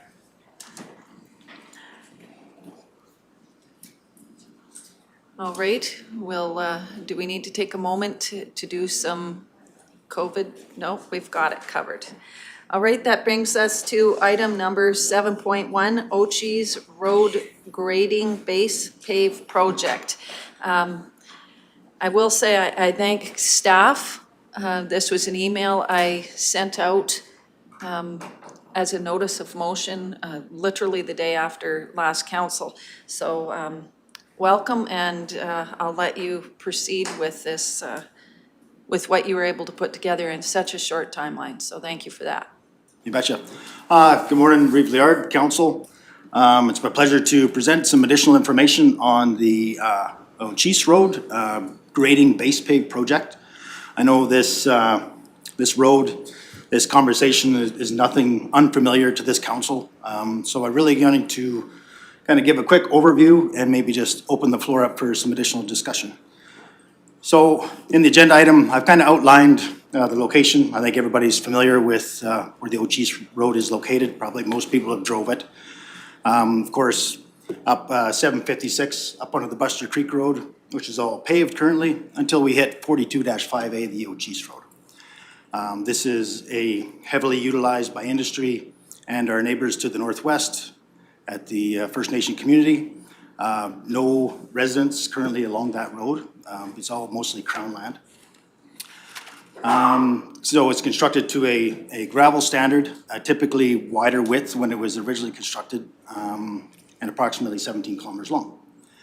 So there again, back to historical conversations with the last council as well as this council. We've always identified this road as a paving priority due to the traffic counts. We've always been an advocate, tried to secure additional funding from the federal and provincial governments. And our current capital plan reflects that commitment. Maybe if we can just scroll down a bit, I don't have my sheet up there. I believe it's currently scheduled in the 10-year capital plan for 2023 and 2024. Yes. So the grading would be in 2023 and the paving would be in 2024. That's always been indicated and held there as a placeholder. It's not a concrete number because really it's a political motivation to say, you know, this is Clearwater County's commitment to this project and we're ready when somebody else is. Further to that, we also have $5 million in our resource road reserve that's been set aside, earmarked for this project. So yeah, it's really, there's no application process for administration to follow through. It really is a political will in order to make a successful partnership here. For the past couple weeks, we've provided more information in the director's report about some increased maintenance that's been required up there. We've estimated the value of this work at about $200,000. It'll improve the safety and the drivability of this road. But really, truly, it's not a grading project. This is just going to improve the existing road to what it is, but it's not a grading job. So from additional information, question that came from Councillor Reports, asking about the annual cost for maintenance of this road. We pulled those numbers, and in 2020, that cost of the maintenance of that road was upwards of $280,000. So that's considerably higher than most, so I'd probably say any of our other gravel roads currently. That works out to be about $16,000 per kilometer, where our average gravel road cost on the low end is probably $5,000 per kilometer. We've talked about this before with council too, about the cost difference between maintaining a gravel road and a paved road. You know, we're between $5,000 for a kilometer for a gravel road, and we're up at probably $14,000 now for a paved road. So this road is a significant investment annually in maintenance. Also, our grader foreman provided us the hour allotment for this road, approximately 30 hours a week in grader maintenance, which is probably light on what it needs. Those costs should probably be higher because it's just so much road to maintain. So lastly, I provided a little best case scenario breakdown for costing. We have done some historical work on this, so we only had to kind of revisit some of our unit price averages. So the costs approximately $16 million all in. There's still a significant amount of initial preliminary planning work to do, right-of-way acquisitions, pipeline utility crossing agreements, water course crossing permitting. So there's still some extensive preliminary engineering to do, which could be potentially done. It needs to be done a year in advance from the grading. That's just all I wanted to identify in this item here. And so then we would be tender ready by the following year, which, like I say, I outlined the timeline there of if we started now, we could be ready for a grading job next year. And good construction practices, and it's been my philosophy that grading would be completed 1 year, go through a winter freeze-thaw cycle, and then pave the following year. Don't like to grade and pave in the same year. That's with that much of an investment into that infrastructure, you want to get the best quality and the best chance of success. So with that kind of summarizes the information and a little bit more of a clear update to that project. All right, and thank you for that. And I will say what was the impetus in my thinking when I made this request, and I think that's fair to not only staff but to council, was after going home and thinking about we're fixing some pretty significant patches in that road due to features or something that's happened in that road this spring. Last year it seemed to have a few of those, and in my mind I was like, okay, how close are we to getting ready to do this road, and should we be maybe biting the bullet, I'll say it that way, and getting on with the design engineering as quickly as possible and getting that base ready rather than continuing to have these large patch fixes. And that way, maybe we can move this up in priority. We've had a number of concerns in the community. It is a heavily used road. I recognize that the hope is with the barrel of oil becoming much more dear, it's increasing, that we'll see more use of that road because we recognize it's an industrial road. And it's kind of that piece that I was thinking, okay, rather than continue to spend these kind of dollars on the pieces we're fixing, just do the base. So that's where my thinking was. I look forward to your perspectives this morning. I recognize how important this road is to our entire community regionally and to our First Nations community that uses this as well. It really became apparent when we received some concerns from the ambulance operator as well, and doctors forwarding those concerns as well. So that was all playing in my thinking. So I look forward to hearing your thoughts on what we could possibly do to reprioritize this road. I know I did talk with Minister, our MLA, Minister Nixon, about this, looking for that provincial and advocating on our behalf for this road to become a priority for the province as well. He recognized it is, but we haven't seen a lot of that, and maybe it's time to put it in writing. We've got to prioritize this road. Now, that being said, I recognize I'm advocating for a different councillor's area. So perhaps Councillor Lang has something she'd like to share. I'm blushing. Thank you for advocating for my area. So yeah, I have had many emails over the years from teachers, nurses, traveling to the area where they've actually had to pull over to the side and wait for the dust to settle so they can continue on. I think at one time the traffic counts were over I want to say 881 is in my mind. They were very high, highest road in all of Clearwater County. They did go down when the collapse in the gas and oil industry. But it has been very, very heavily used road. I've been on it and the washboards. It's been a bad road. I've also noticed on the other side, it is paved from the Chiese that goes up to Drayton Valley. And it would be nice to pave this side or at least get the road in better shape so that we have a better connection with our First Nations neighbors.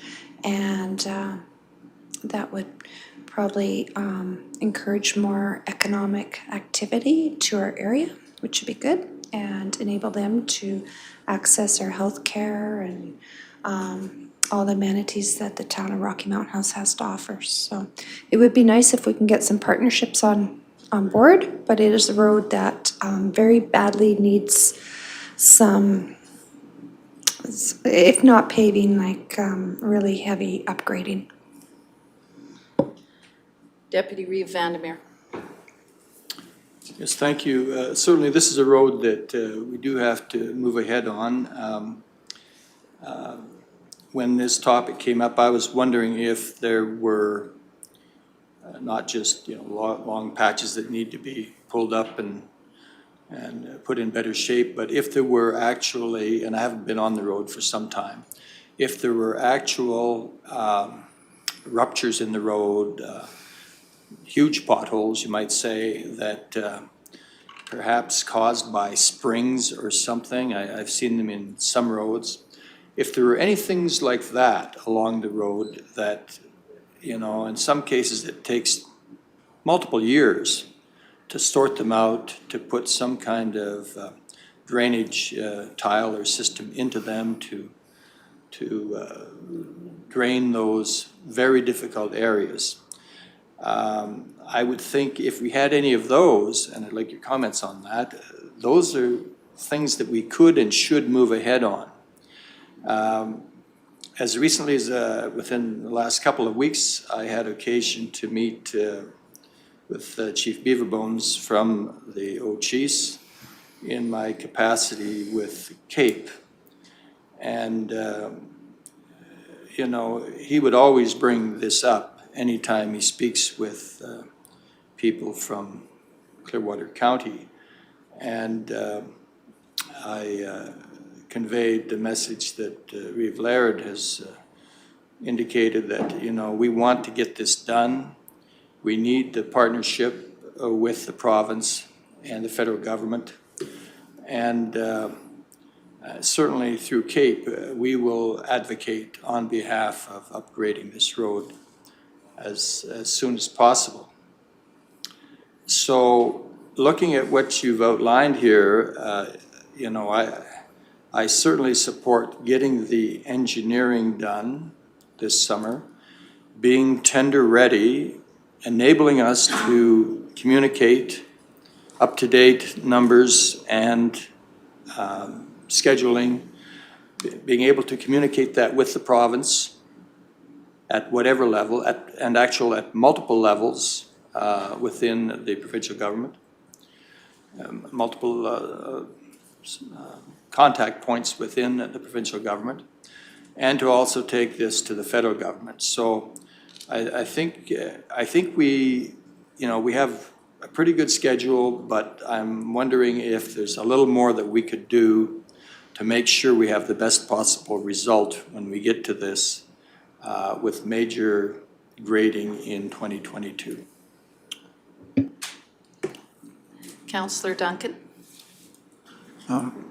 Mr. Hanson, if the road was, if the grading portion was done, what would be the lifespan of that where pavement would have to be applied, or else it'd have to be basically upgraded again, or at least significant resources put back into getting it ready for paving? We'd never lose the investment of the grading. Of course, after the road is regraded, I'm gonna kind of swing back to Councillor Vandermeer's questions there. I'll get right to yours there, Councillor Duncan. So this road, it's the type of material that's conducive to this area is a really unstable sandy silt that doesn't hold its shape long. It's also susceptible to additional moisture from underneath. A lot of times when the ditches, when the road grade isn't high enough, the freeze thaw really wreaks havoc with the compaction of the structure. And as you start getting a soft spot, you cause a depression, water fills in that area there, continues to go down, soften up the structure. People start to drive around the pothole, and as it starts to squeeze out the shoulders, and there again, it's an unstable material, so it really tends to flatten out quick. Not holding much, doesn't have much stability. So I guess my recommendation would be that we continue to invest in getting this structure safe and travelable and reconsolidated in its current state until we're getting ready to do a full grading job, which would be to establish borrow pits, the final road alignment there to support a paved road structure, including the horizontal and vertical alignments there so we can get a 90K posted 100-kilometer-hour design speed. So truly, once we go in there to reconstruct that road, it'll be done for a while. If we're going to do that much work, say if we put the engineering dollars, engineering effort in this year, regrade in 2022, I would like to see within at least a couple of years, because as that unstable material will start to depreciate and start to flatten out over time. And the sooner you can get the granular base course and the pave structure, then it's done. It's set up. You won't lose that structure anymore. Of course, the longer after you've graded, the more work it'll require to get it ready for base pavement in the future. So it certainly wouldn't hurt to wait. Of course, minimum of 1 year, as we do. That's standard. If it was 2 years, that's not horrible. Even they say you're not going to lose, but as you continue to go down that road, it will degrade. Especially, if we see additional activity there, you can see the traffic counts have come down over the past couple of years. But if we do see a bigger industrial jump up there, and one of the limitations is actually the bridge right before it's actually in the reserve itself. It's a restricted covered steel bridge, and if they ever move and replace that bridge structure, then the increased traffic coming from that south route will even be higher. So I guess that's my recommendation. I wouldn't, until you're ready to do a grading job, I wouldn't do anything really much more than what we're doing right now until we make that plunge. I guess right now the road is being held. I know it's kind of it's a poor thing to say, but right now we have the leverage. The entire road needs to be reconstructed. It needs to be based and paved. That's the leverage to get those conversations out to those other government agencies, those funding agencies. But if Clearwater County takes that initiative themselves, it's really hard to come back and get your partner to say, well, I just sunk $6 million into regrading the Chiese Road. We want your third. Like I say, the leverage is there today. If we take that initiative and do it ourselves, you probably have the leverage on the paving, but really hard to come back and get the money back for the grading. Okay, I'm assume you have a supplemental? just comment, this has been in front of council since I've started on council and since Councillor Vandermeer's been here, and never been able to get that other two partners to move on supporting this. So, and I certainly am not in favor of putting us in a position where we have to pave it, or that we would pave it without partnership. I don't think that's right. I think we have to have the partnership there to pave this road. If we can, and that's why I asked the question, because if we could, do that, and then, but with the understanding that, like, if we were to regrade this road, for me, it would be with the understanding that we would not be paying 1/3 of the cost of paving it. That it's, that is credit in the bank for us for the whole cost of this road to go to paving. So, and I think Mr. Hansen is right that I think we would be hard pressed to even regrade and ask for 1/3 of the funding back for that. The only other option I see here is that we give up entirely on this road being paved and then rebuild it to a regular gravel road standard where it is a narrower road. Perhaps we can keep the crown on it. Perhaps it would stay in better condition than it does now because it is so wide and so hard to maintain and the crown does not stay in it. Maybe it never would with the type of material that's up there. But for me, that's the only other option other than we continue to make it as safe as we can, which is going to cost us hundreds of thousands of dollars anyway.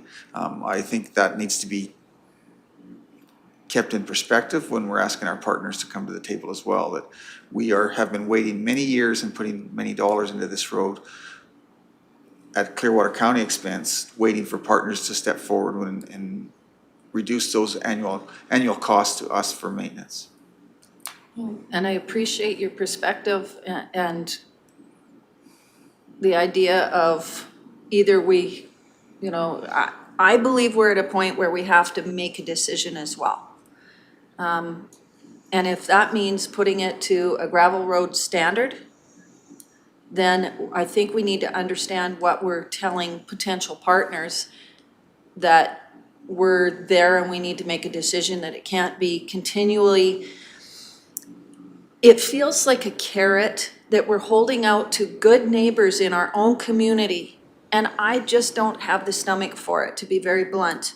When we're meeting with Chief Beaverbones and other community members, I don't want to tell them, well, if the province comes to the table and if the federal government comes to the table, I think we need to hear, I'm going to say it like a cowboy today, take the bull by the horns and make some decisions here and be very firm about, if we're not ever going to see a partnership, we need to make this road as safe as possible. And if it's a gravel road standard, then that's a decision that we have to make, rather than holding this false carrot to our community. This needs to get solved. I'm a bit passionate about this because when I hear about ambulances having problems in the community, and I recently had the privilege to meet with Elder Teresa Strawberry, who also was very concerned about this road. I'm hearing these things from our community members, and I'm advocating. I apologize for my emotional work towards this, but I think it's that important. Councillor Duncan, I do apologize, I cut you off. No, that's fine. And I certainly appreciate your advocacy on behalf of the concerned people out there. But I do not view this as a carrot dangling. We have just stated that, and it's been our philosophy for years, that we will pay 1/3 of this road. It's not a carrot. It's a decision that the communities out there or the governments out there need to make, whether they're going to support this or not.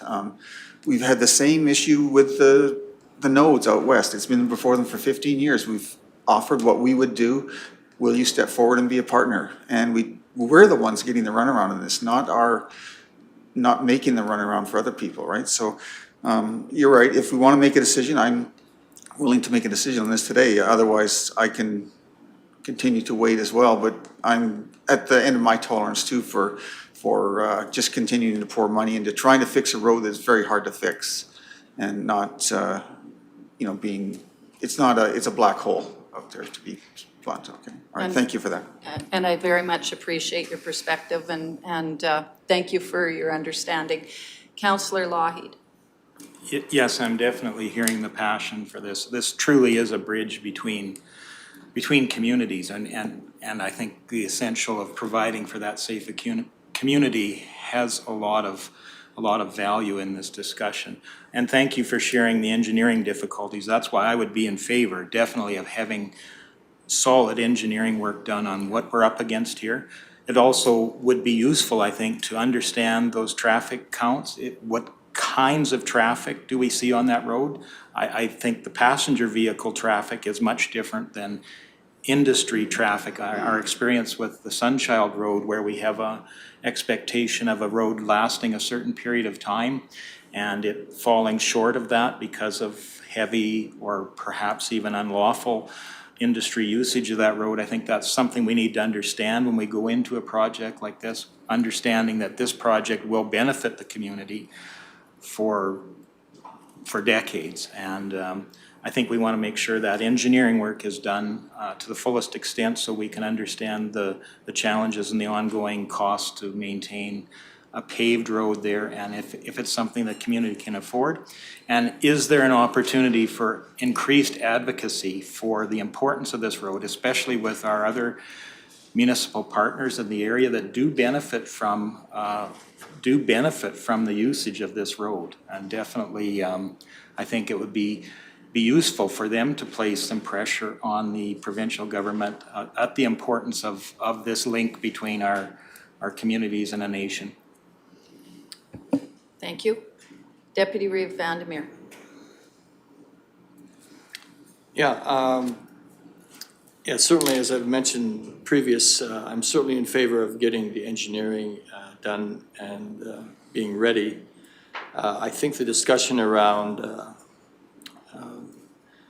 making this a safe road, having to put it back to a proper gravel standard, we can have that discussion, but I think the time is right. As Councillor Duncan has mentioned, I've been associated with this discussion for a decade, and as he has, and we have been willing for quite some time. It's some other parties that are not pulling in there, pulling weight, and I think conditions, are the most favorable for doing something that I've seen in this past decade. So I think this is the time to advocate in a number of spots within the provincial government and with the federal government to get this done. This is overdue, and we need to do more as a county. We have a relationship with the First Nations community there. We want to strengthen that relationship. It's something that I believe is needed, and not only through our municipal presence, but through the Central Alberta Economic Partnership, we will do our best to advocate and work with the council and chief from Chiese to see this done. All right. Councillor Lang.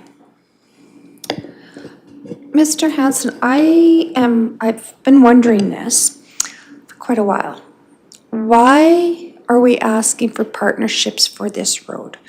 It is a Clearwater County road, and have we had other roads where we've required 2 other partners before we upgrade or pave? Mr. Hanson. No, that's perfect. So I'm going to answer your second question first. Yes, we did have partners. Partners were on the Sunchild Road, 2009 when we regraded the Sunchild Road, as well as in 2010, 2011 is when the base and the pave was done. That's of course 48 kilometers of road. There was a partnership between the province and the federal governments in that regard. I don't have the details on the partnerships, and there was another grant that was also issued, I believe, from the federal government. That was my first year here, I believe, when we started, when Caliber Systems, I believe, regraded the Sunchild Road. So that was basically our standing ticket of, if there was a model that we'd want to use, to service our northwestern area, which is not heavily utilized by the citizens or the ratepayers of the county, that was also kind of the catalyst on how we revisited the surfacing policy, which is attached in the document as well. It actually states with the first bullet point, I think, in the policy is that typically surface roads won't be surfaced unless you have a partnership, whether through industry, other contributing partners. That's how, when we were going through, it's expensive to pave, it's expensive to maintain asphalt. What are going to be how are we going to create a policy that's going to keep, you can't just say, historically there used to be, we want to do 4 miles per year. And then that evolved to, okay, well, it's expensive to maintain, we've got to keep this sustainable. So what type of other criteria are we gonna lay out? So that's where the partnership really came in. And this one has been sitting, I say at least 2 terms ago, when we started these conversations, and the old Chiefs has always been in the highest part of that conversation as being the next one that we'd wanna see a partner on. Yeah. Supplemental? I can certainly understand why it'd be great to have partners.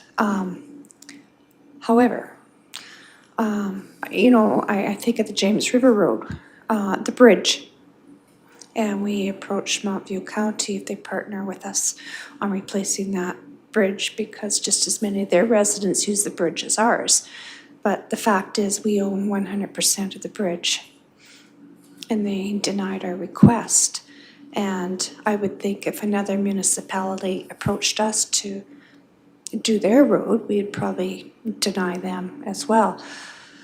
So this has been going on a dozen years.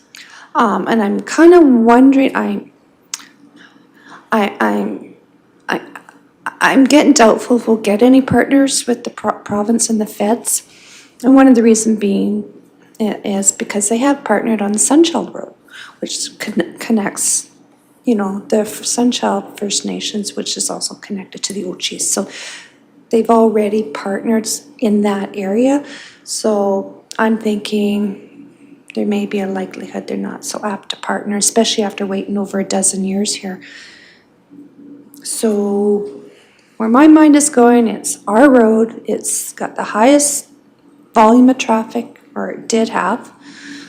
We've heard from the ambulance people, nurses, teachers. Maybe it's time we did something. And as Councillor Lougheed, his words really hit me, this bridges communities, and generally communities are connected with very good roads. Councillor Hoven? So in the information you gave us, for the detailed design, $150,000, it includes the wetlands and water course approvals, pipelines, utilities, right-of-way acquisition. If we were to do the detailed design, is there a time limit on the wetland and water course approvals? Like if we get approval in 2021 for that, is there a deadline then to complete all the construction? There might be some elements that are time sensitive. I'd have to get back to you in that regard. They'd be good for at least 5 years, I'm sure. Okay. I don't know if we're going to commit to $150,000 into that extent of design. I'm assuming the council seems pretty serious about moving ahead, at least on a grading project to some degree. So I would say a minimum 5 years and that would only be in relation, the pipelines. Of course, new pipelines get built every year. We just want to make sure that everything was consulted with that design. There's a new fiber optic cable actually that's probably going to be a new utility that we're going to have to deal with there that I believe ran up there last year. So as additional infrastructure gets put in, of course, there's more restrictions or more difficulty. Really the parts that expire tend to be, a wetland analysis. They don't typically change, but the province may put a restriction on the amount of time that it's good for. If you're gonna come back and try to use data from 10 years ago, they might really question that. Okay. Supplemental? And if you could just refresh my memory about the maintenance costs. You said $17,000 per kilometer on the existing road. Do you have an estimate on the maintenance cost for when that road is paved, or when that road is paved? And then in how many years will we have to resurface it and those costs? Because 17 kilometers is a long way. So we've averaged, so I don't have a specific maintenance cost on that road particularly. We've averaged our surface road maintenance at about $13,500 per kilometer per year. Our average life expectancy for surface roads is approximately 20 years. The Sunchild, unfortunately, fell a little bit shy, actually a lot shy of that, based on the traffic volume. We took the liberty of actually beefing up the structure. Our typical asphalt road structure is 300 mils of granular base course and 125 mils of asphalt concrete. We've beefed up this structure to about 350 mils of GBC and 130 mils of ACP to give it additional strength off the start, knowing that we anticipate the amount of truck traffic. Those numbers come from a engineering assessment there based on easels, which I'm not gonna try to explain here today. As well as the road grade itself will be a minimum of 1 to 1.1 meters starting on the start of the subgrade, and then your asphalt and your granular base course will be above that. So establish lots of drainage, get that structure away from any water infiltration from the sides. So we have done, I said, I think this information goes back from 2014. We have some very preliminary engineering trying to, you know, come with the best solution, the best way to be successful with this project. But there again, gravel road, about $5,000 per kilometer is our average, 13,000. And right now, that was, you know, it was a snapshot just from last year. It was over $16,000 in gravel road maintenance. We don't typically winter gravel the road every year, but we probably should. It's the same thing, that maintenance cost should likely be higher in order to maintain a good level of service there, but we can't monopolize all of the maintenance grader's time on one road when he has additional roads to maintain. So based on that answer, I'm not willing to support making a decision today because I don't feel I know the immediate costs or the long-term costs for the county to do it. I would be in favor of reaching out to the First Nations, to the town of Rocky Mountain House, all the oil companies who use that road and who benefit from that road, and having a discussion with the province and the federal government to say we need a solution to this. Because I think it's too early for us to step out on our own because number one, we don't know the costs, and this is a huge undertaking, especially if we can't be guaranteed that this road isn't going to be in the same condition of the Sunchild Road and we're going to have to replace it 10 years early. It's a huge undertaking. I think we need to have some caution and some partners before we move forward. Councillor Swanson. So I'm just asking I have a few questions here in regards, just for clarification. So the traffic counts that you've indicated are per day, correct? These are the average, so our traffic counts usually start after road bans come off till about October. So these are based on a week period. Sometimes we get, you know, depending on the cycle of where we lay out the traffic counts, could be anywhere from, let's say, from June till October, and it's the average of a week-long count. Yeah. Okay, thank you. On this road, there are no residents, correct? That's correct. Okay. I guess my concerns is if we go to this new grading standard, as you know, I know we're all leaning to me, it still doesn't mitigate their biggest issue, and that's dust. I mean, the gravel standard doesn't mitigate that. So with gravel, you're gonna continue to have dust. And to me, that's what's been a lot of the complaints, is the dust. So we can't stop, in my opinion, to just stop at a gravel standard. It would have to go to a paved in order to eliminate that. So if we're gonna, if this is a dive, it's a deep dive. It's not into the chest size of the pool. It's going into the deep end. In regards to the maintenance, yeah, I see that we're gonna be putting in another 200,000 this year, correct? Mm-hmm. Okay. I guess I agree with Councillor Hoven. I would like a little bit more information on this going forward, and I believe we should be today maybe making a motion to collect our advocacy efforts and send a letter to both provinces and ask the First Nations to join us and our neighboring municipality to say that this is now our high-ranking priority. We have, and we need to get them to the table, and I'm willing to make a decision, like say, as Councillor Hoven says, when we get a few more information, and that might be during budget. Councillor Lang? Mr. Hanson, I have a question. So from the Chiese First Nations, if they were to come the long way around, take the Sunshine Road to Rocky Mountain House, what is the distance that way as compared to the distance on this Chiese Road? I'd hate to even take a guess. I'm sure it's, Or you can drive in time, it doesn't matter. yeah, well, from the bridge north and then back around to the Sunchild, it's another 30-minute drive north, 20-minute drive around to the north, and then you have to come, and then now you've gone farther west. So now you're coming south down the Sunchild Road to Highway 11 compared to the Buster Creek Road or the Crimson Lake Road. So it's a significant amount of distance to go around. Around 45 minutes, Sure.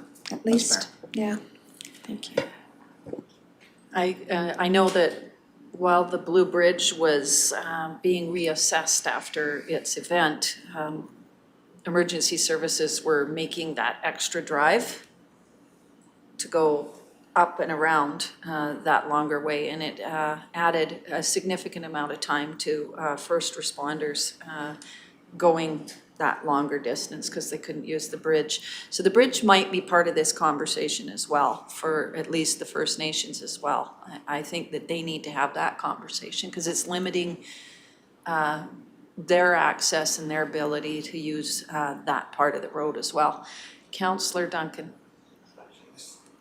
This question is more for Councillors Swanson and Hoven. Just for clarification, you're looking for more information on this. To me, that would come through detailed engineering design as opposed to, would you agree with that then? Okay. All right, at one point I did see Deputy Reeve Vandermeer had his light on. Have any supplemental? Mr. Hanson? And Ms. Sharan?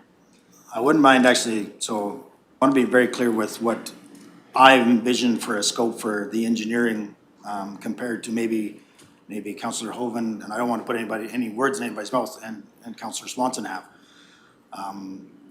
Some of the engineering background data, what I hear from Councillor Hoven and Councillor Swanson, is more of a business model creation to say, of the support of why we're doing, whereas the engineering I'm proposing is very project specific. We already have the goal, and this is the engineering to accomplish that goal. Whereas a business model evaluation of maintenance costs, projected use, owners or users of that road is outside of the scope what I imagine it to be, but I say I don't want to put words in anybody's mouth. I just want maybe the clarity. Perhaps Councillor Hoven can provide that clarity. I guess looking at this, the $16 million, I don't know if we have the resources to do that by ourselves. And I'm going to go back to the existing policy of a third, a third, a third.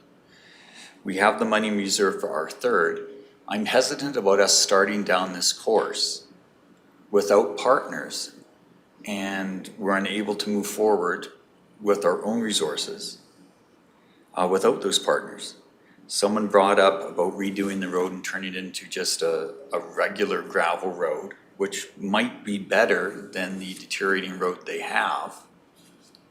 And what are the numbers for that?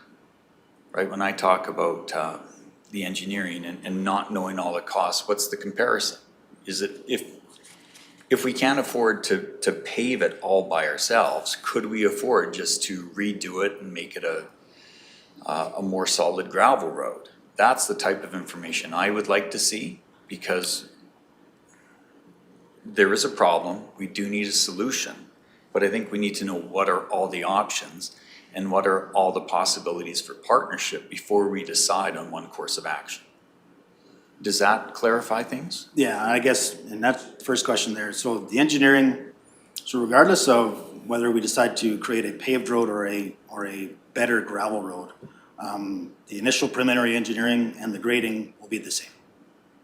Because it really, if we'd set out a plan that we wanted to honestly grade, our engineer this year, grade and then pave, we would take that structure right out to the width that would support the next granular base course and the asphalt.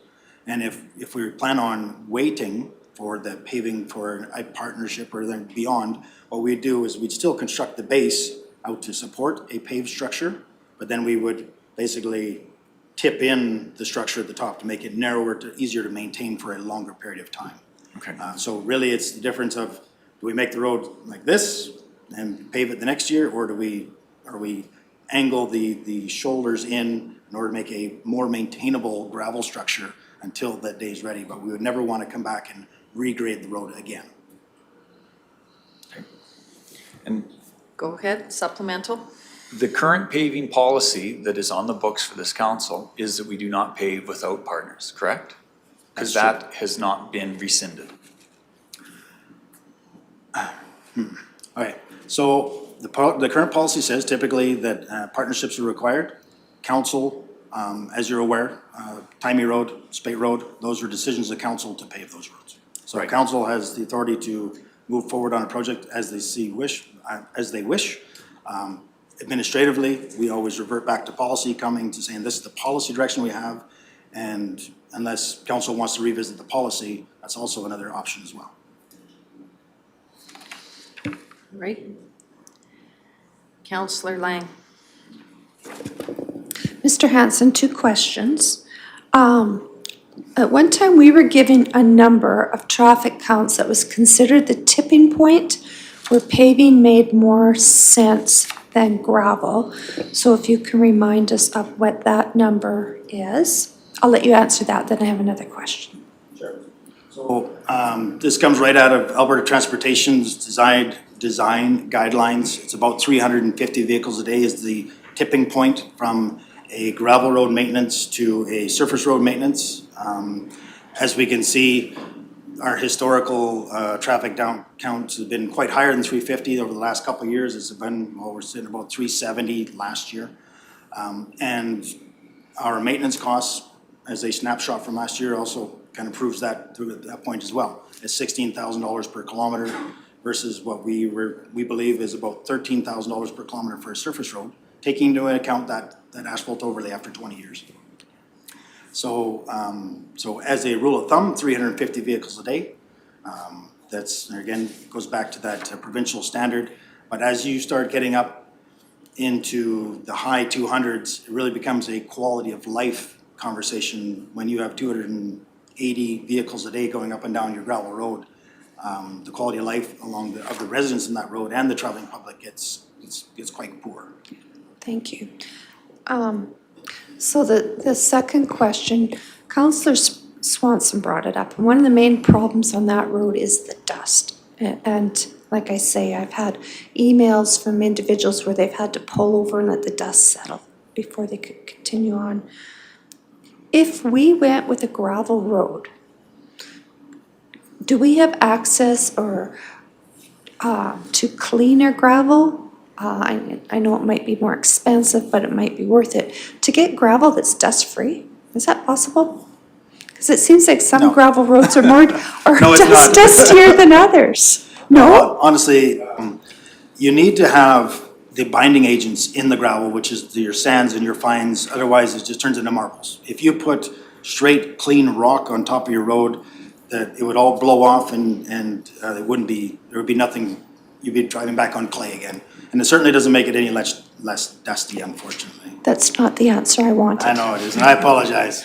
But there's no dust-free gravel, I apologize, I'm sorry. Haven't got there yet. But we're gonna start marketing. Yeah, if you could find it, we'd be We have millionaires. dust suppressant programs to think about. Councillor Loughy. I'm somewhat hesitant to say this, but I guess I'm reminded that Clearwater County is in a very strong financial position with development related around the resource industry and that assessment that goes along with that industry. Part of the reason this road is at an unsafe level is because of that resource road industry development. And I think this is an opportunity for us to put added pressure on the importance that all lives are important. And this road is not that long of a road that we can't put some advocacy for this road to be brought up to a safer standard for all the users of this road. And yeah, I'll leave it at that. Building off of that, if I understand it, and this is where I'm going to look for your guidance, Mr. Hanson. It's my understanding, you said $17,000 per kilometer to maintain this road annually right now, the way it is? Did I understand that correct? Okay, thank you for. Yes. Ish. 16 change, whatever, basically 280 divided by 17 Yep. per kilometer per year. Okay, so I rounded up. I put it at $17,000. Pavement is $13,000. Folks, this is our road. There is more than 350 vehicles moving on that road as of 2020. Look at the numbers. 351, 370, 388. That was last year's numbers. I implore you, let's get this design detail stuff. I understand it's a project, that's 2021 project. Let's get it done and let's figure out if there, and I guess this is my question to you, Mr. Hanson, can we do grading this year? Can we at least do the grading? I know that that might not be possible in the realm of all the things that you have to do, and that's why I'm asking you, I'm imploring that we find a way to prioritize this road. No, it's not possible to regrade that road this year. The type of, the stakeholders involved with all the pipelines, utilities, the permitting required for the AEP, permitting for all the bridge crossings, the best we can do this year is have all the preliminary engineering done over the course of the summer. Unfortunately, we're at the end of June.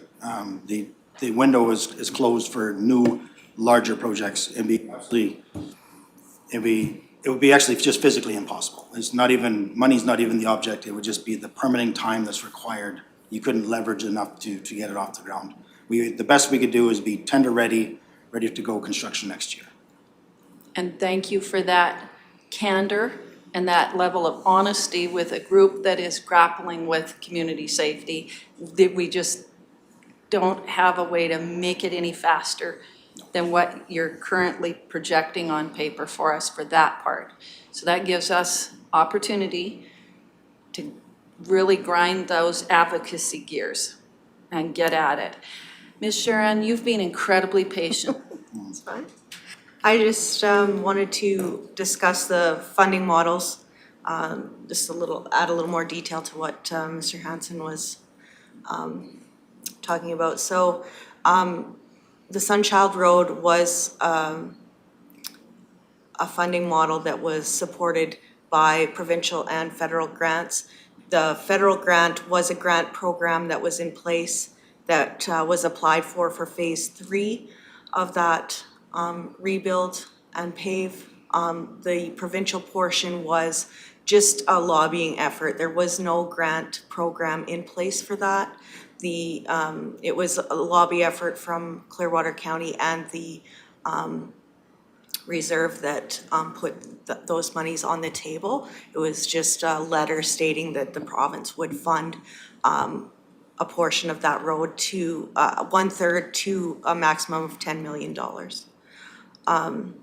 And the other point I wanted to mention was cost sharing amongst municipalities for other infrastructure. So currently Clearwater County funds, it has a revenue sharing agreement with Otaskoon County, and that is to fund infrastructure in their county that Clearwater County residents use. The other one is the grant that is currently being given to the town of Rocky Mountain House is for, my understanding is for infrastructure that is being used by Clearwater County residents within the boundaries of the town of Rocky Mountain House. So it's not unheard of to have partners funding infrastructure in different municipalities. That being said, Finance Department is compiling information to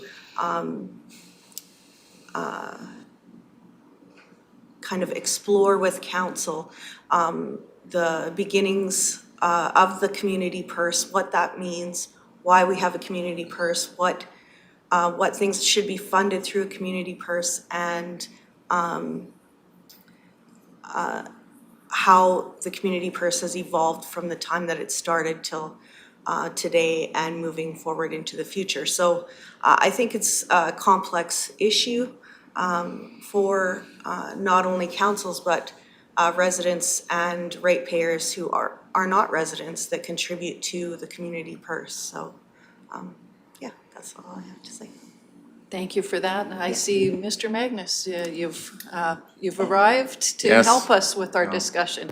I was in my office listening, and something came to my mind that I think is important that I point out to add on to not only Rhonda's comments and Eric's as well, is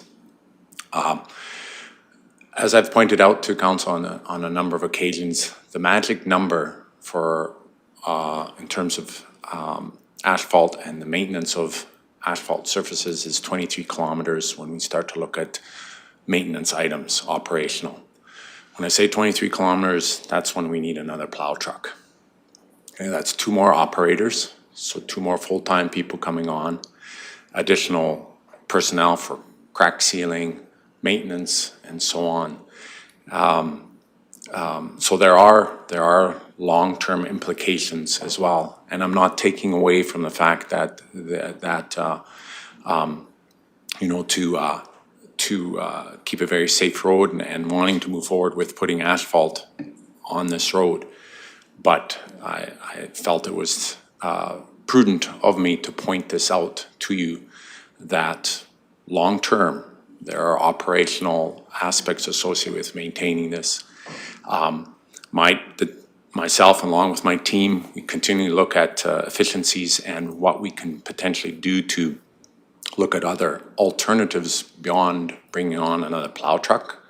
So that's, you know, approximately 300,000 there to equip a plow truck, plus the 2 personnel that needs to run that, wages, salary, ER, etc.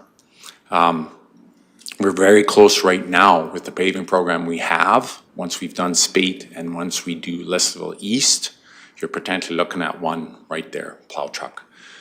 Having said that, as I indicated earlier, we are looking at other options, potential options to mitigate that, where we can continue to maintain our surface roads with the current complement of plow trucks we have and personnel, i.e. maybe set up a salt sand facility in the Leslieville area.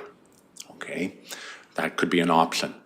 Another option is set up a salt sand facility potentially on the northern part of our county to facilitate us still being able to use the 5 that we have plus the 1 contractor. Now, I know some of you probably thinking, well, is it potential for us to contract it out? Yes, but that is very difficult. The number of organizations that have chosen to bring that on as part of their business model and running plow trucks is slim to none. We've reached out to Volker Steven, and they would consider it because they can, right now they're the contractors that maintain our numbered highways in Clearwater County. But we have to remember they do their highways first, and then we're at the bottom of the barrel. Then they'll come and help us, okay? So these are all options we're looking at. But I felt, and it behooved me to make sure that I make this clear to council. Worst case scenario is you're looking at 2 plow trucks in the next 5 years if you choose to proceed with paving Old Chiese. So that's 4 personnel plus all the additional maintenance on top of that. All right. Well, I must commend you, Mr. Reid, and your staff on putting this kind of detail together in such a short amount of time. It's far more complex than what even I would say we recognize, we recognize that there's a lot of moving parts. Thank you for that. And thank you for bringing the same level of passion, I think. I believe, I absolutely know that, as we are feeling around this table about the importance of the quality of life of our residents. So that being said, I did recall hearing Councillor Swanson suggest a motion to increase our advocacy efforts with regard to the Chiese Road and partnerships. And I would suggest that's to the First Nations as well as the town, as well as the provincial and federal government. So is that motion that you were planning to make? Councillor Swanson? Motion? Are there any questions or recommendations, any changes to that motion? Were you able to capture it, Tracy Lynn?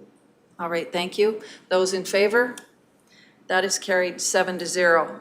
Are there any other discussion points before we move on to receiving this as information? Councillor Duncan.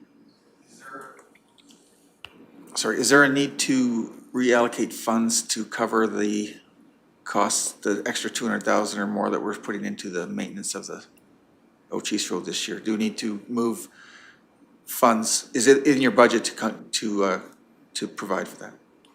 Mr. Hanson. So for the type of work that we've earmarked for the Chiese Road this year, we're just using the gravel road rehabilitation budget for that. So we consider that as funded. We didn't see it as a priority to come back to council for that project.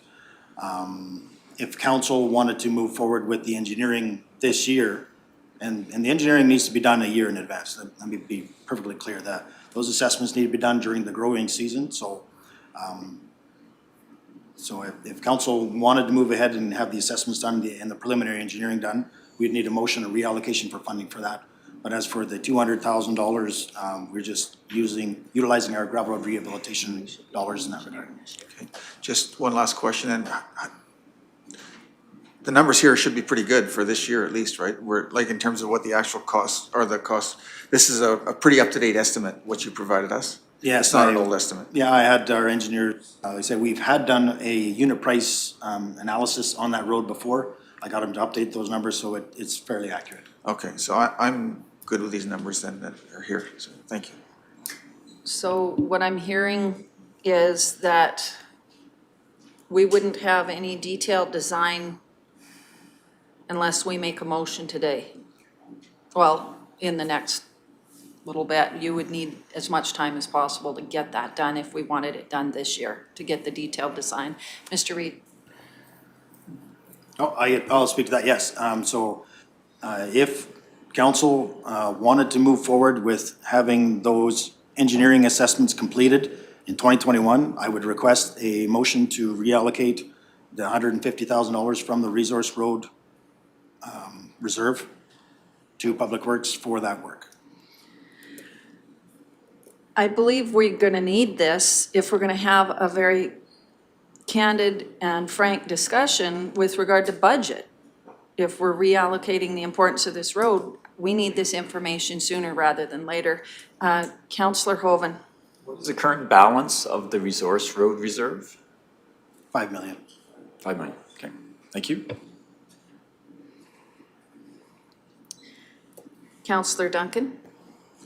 I guess where I was going when I checked with Mr. Hanson about the numbers, I think these numbers are up to date enough for us to do advocacy. If we're considering moving forward with grading, and if we get any commitment from our advocacy efforts within time frame that we can still do this, then I think we could move forward with engineering this year if there's time remaining. If not, it's going to be next year. But I think these numbers are clear enough that we can advocate on these numbers.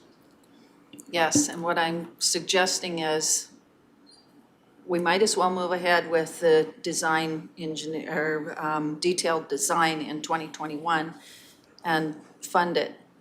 Deputy Reeve. Make that motion that we move ahead with the detailed design and fund it from the Resource Roads funds. Mr. Hanson? Oh, I just saw your light on. Any other questions? All right, those in favor? Those opposed? That is carried 6-1.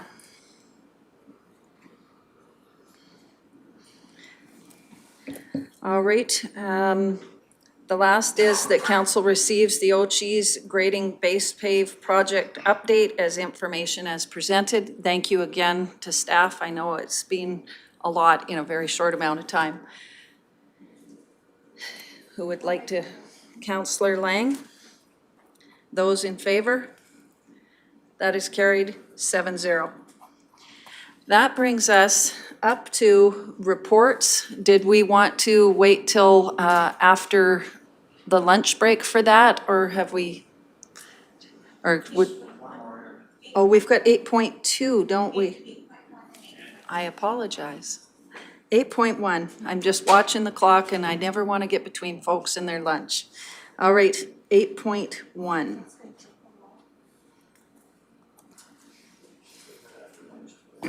Yeah, Oh, we'll get in as far as we can, and then we'll stop for lunch when it comes.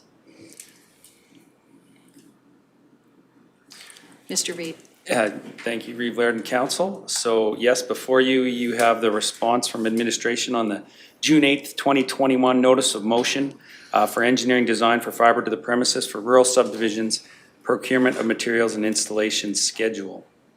The recommendation is that council considers the presented motion, which as quoted is that council directs administration to complete an engineering design for fiber to the premises for all rural subdivisions between Crimson Lake and James River Bridge within 2 miles of the core fiber backbone build, and that administration identifies procurement of materials and the quickest installation schedule for the design.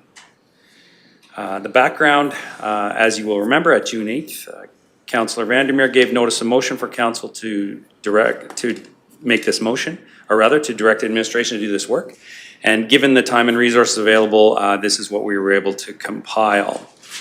So as we know from our UBF, the high-level costing estimate to build this level of infrastructure on the Rocky Mountain House to Caroline portion only was $40 million as previously submitted. Therefore, this values the engineering for that leg at approximately $4 million given the estimates that we get from the engineers. This amount is not currently contained in the 2021 approved budget and would need to be reallocated from reserves. Also, the extensions to Crimson Lake and James River Bridge would increase those costs proportionally, and we did not have time to get an estimate from our engineers on the proportions, but it's fair to say that the distance will be a fair estimate. If this motion is passed, the additional work would take resources of staff and engineering consultants away from existing approved broadband projects, which may result in delays to those projects, but we can't give you a firm yes or no, this much delay or what have you. This work, engineering, planning, and procurement will take several months, and as such, no infrastructure related to this motion is likely to be able to be installed in 2021 construction season. And this work requires key decisions on equipment purchasing, such as selected prefers devices for the home, which have not yet been made. The upcoming broadband business plan could include more detail on high-level costing and scheduling of possible fiber to the premise, as described in this motion, and further throughout the county. Administration would suggest one amendment. The following item, the phrase "within 2 miles of the core fiber backbone" may not be the best efficiency because it's so rigid. So if we were to have even the word "approximately," where we could capture, say, the entirety of a subdivision, or just catch if it was another 100, 200 yards away from the 2 miles, so to speak. So that was a suggestion that I would present for what I would hope to be a friendly amendment to the motion. And there are 2 additional notes. We know that this will create a precedent as it's not small enough to be called a pilot project. It's quite a substantial number of our residents. So council may wish to consider that precedent, and given the UBS estimates, cost to provide this level of service throughout the county will be substantial, which I know that you have done that work and you are aware of that. And two, the option, of course, exists for council to postpone this motion, and should council move to do so, administration would recommend a postponement pending the completion of the broadband business plan. And that way you would have more substantial information. You could have a fall workshop, and it could be included in the 2022 budget process in in fall of 2021. So that's the amount of information I was able to get, and of course I can hopefully answer any questions. Well, thank you for that. Again, we recognize literally when we do these notices of motion, it only gives you literally 5 days for you and your staff to put something together. So, well done on that level of getting us something so quickly. Any questions, comments? Deputy Reeve Vandermeer? Comment,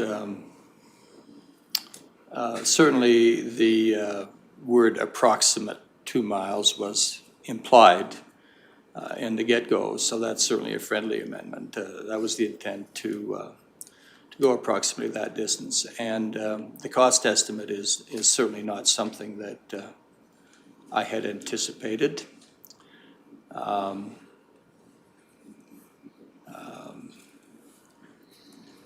And perhaps,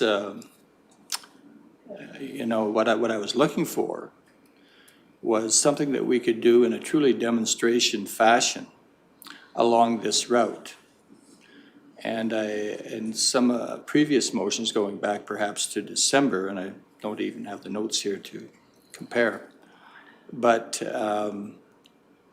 you know, what I was looking for is the expenditure of $4 or $5 million total, doing the job, hooking up something in the order of a few hundred residences to be a truly proper demonstration of what can be done with fiber to the home, because under our current plan, where we're contemplating hooking up 10, that is in no way a representative sampling.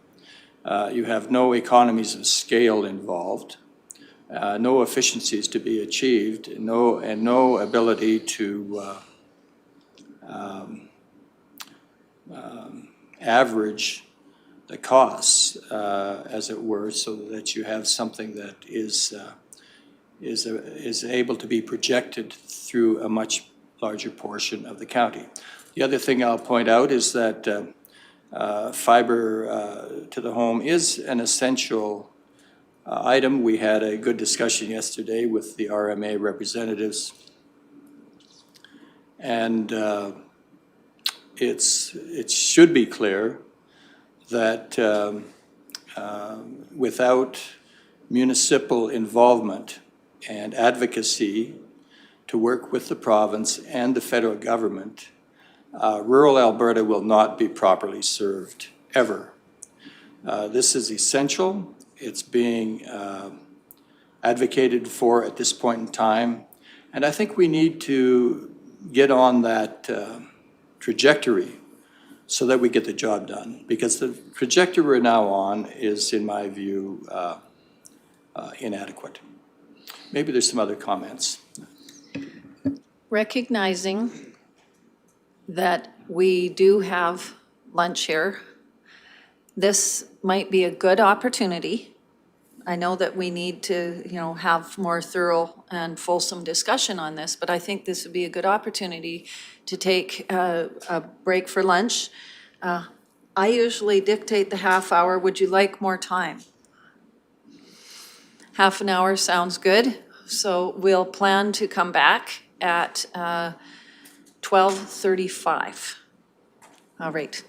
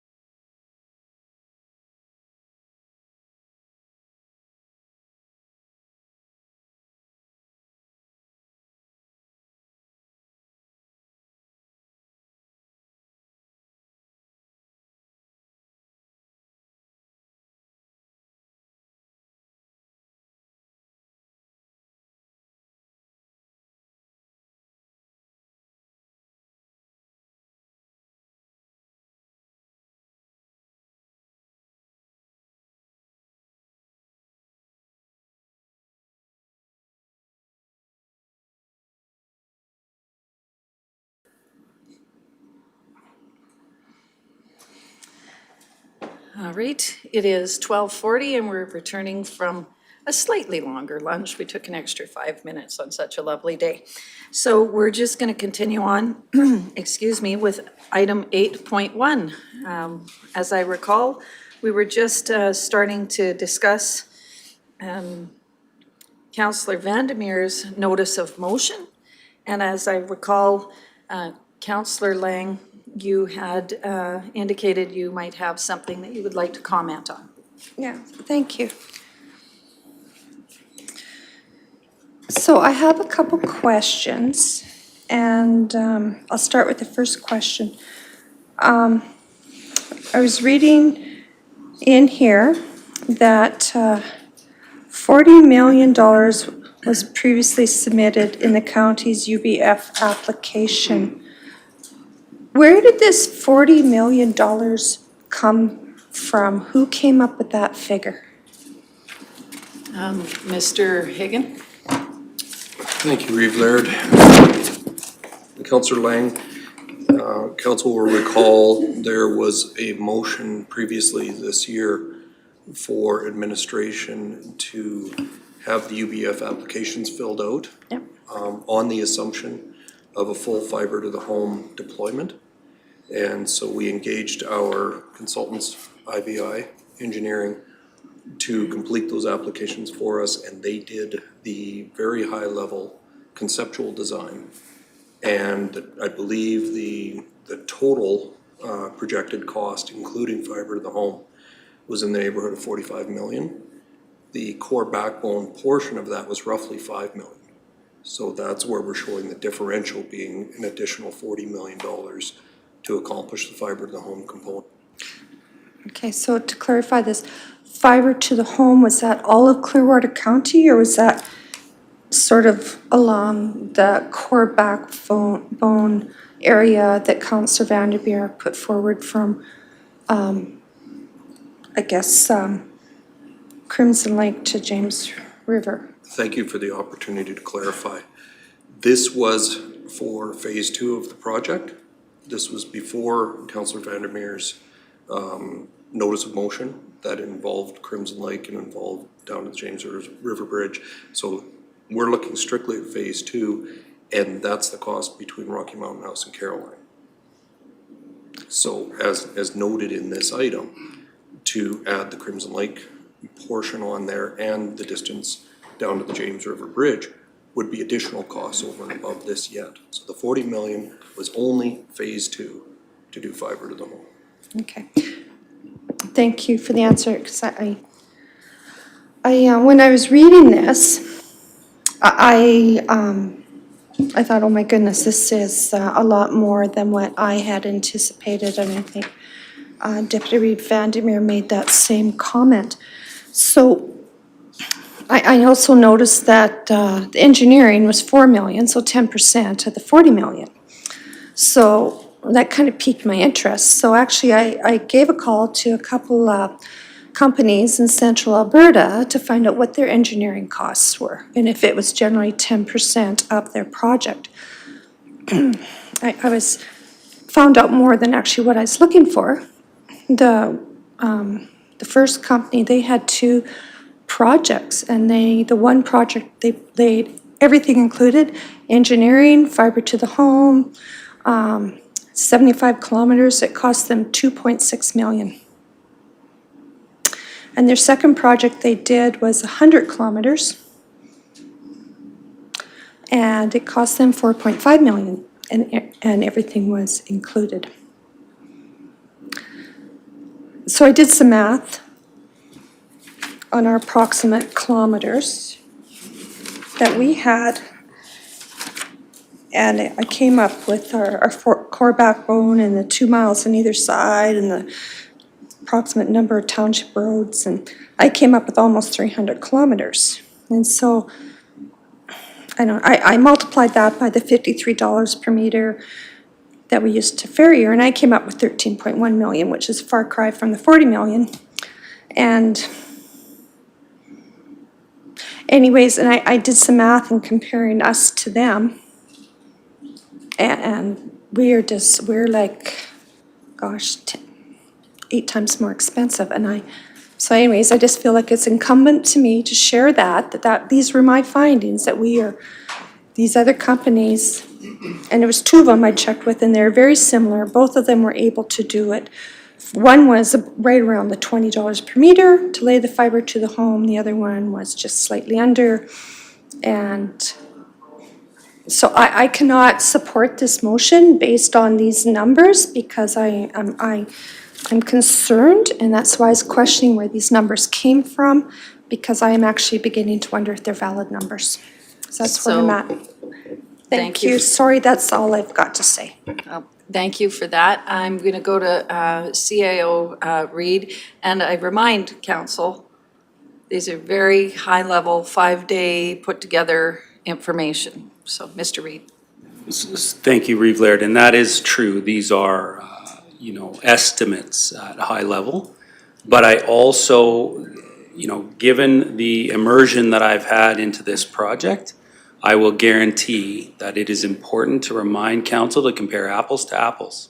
And I have spent time with consultants, with ISPs, with our staff and our engineers.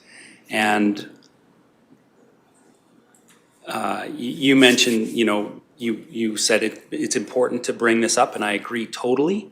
I also believe it's very important to understand that we are not, as a municipality, it is not really within our purview to act in any way that's the way that some private contractors can install their material is not the way that's available to us. And so our costs will automatically be higher. Our service level will also automatically be more robust and stronger and longer lasting.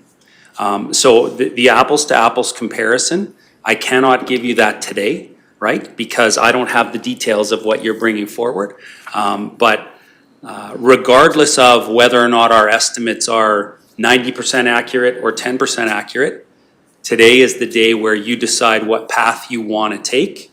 And when you give us those marching orders, we will then give you better numbers. But with what we've got today, this is a very reasonable estimate based on very strong engineering that was submitted with a grant application. So there's some rigorous work that was done to get us to this 30,000 foot, I'll say 100,000 foot level of these estimates. And so to drill right down to, we're not even talking apples to another fruit. We're talking apples to a basement construction of a Barbie dream home. Like, they're so ridiculously not comparable that I would say that my challenge to you is not to consider that kind of a disparate comparison. I think that's probably enough. All right. Other questions or comments from council members? Councillor Swanson? Yes, in the short time that administration has gotten this agenda item in front of us and with what's been done, I would be in favor of postponing the motion until the business plan comes out in the fall. All right. Other comments or considerations from anybody? Deputy Reeve Vandermeer, you indicated that you might have something you'd like to share. Yeah, just before I provide any summary comments, I did have a question about the cost estimate relative to the area covered between Rocky Mountain House and Caroline. Because as I had indicated in the suggestion here, in the suggested activity, it's the 2 miles. It's not covering all of the area. And my understanding in our applications to the UBF, that we really covered all of the area of the county that was out to very sparse population within blocks as we went along between Rocky Mountain House and Caroline. So was it really only 2 miles that was investigated, is my first question. Mr. Hagan? Absolutely not. The 40 million is to do fiber to the home all along phase 2. There was, at that time, no 2-mile consideration whatsoever. This is the best information we had to date, as CAO Reid has pointed out. So this is meant to give council a flavor of the door that could be opened here in terms of consideration. To do fiber to the home, our current best estimate is an additional 40 million for this phase. That's not inconsistent. If you total up all of the UBF applications, and the entire county would be in the range of 110 to 120 million dollars to do an entire fiber to the home. And that's not inconsistent with previous estimates that we had from other engineering firms as well. So to answer your question, Deputy Reeve, yes, this is the best information we have. We did not have the opportunity to parse that down to what a 2-mile stretch might look like. Intuitively, I would expect it to be less than that, but I can't tell you today how much. All right, and thank you for that clarity. Supplemental? Yeah, so, yes, so we have a high number because we're covering the whole area. And the principle I was trying to move along on is one of demonstration, not of covering the entire county or the entire western side of the county, and also looking for a project that could in fact be done within a very few months. And in fact, could probably be done by November of this year. I was not looking for a $40 million project. I have not reviewed or verified or anything the numbers that Councillor Lang has suggested, but I do believe that she's probably checked it out.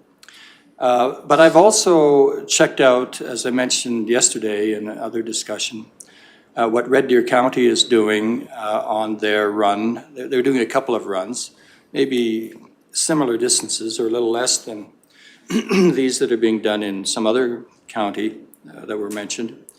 But from Penhold to Markerville and west, they're currently installing. And the way they're doing it looks not only effective, but it's looks pretty low cost. They're also making a run from Penhold east to Delburn. And as they go, the key thing that they're doing, and it's kind of important, I think, is they are installing fiber connections, enabling fiber to the home as they go along. Because at every intersection or approach to the highway,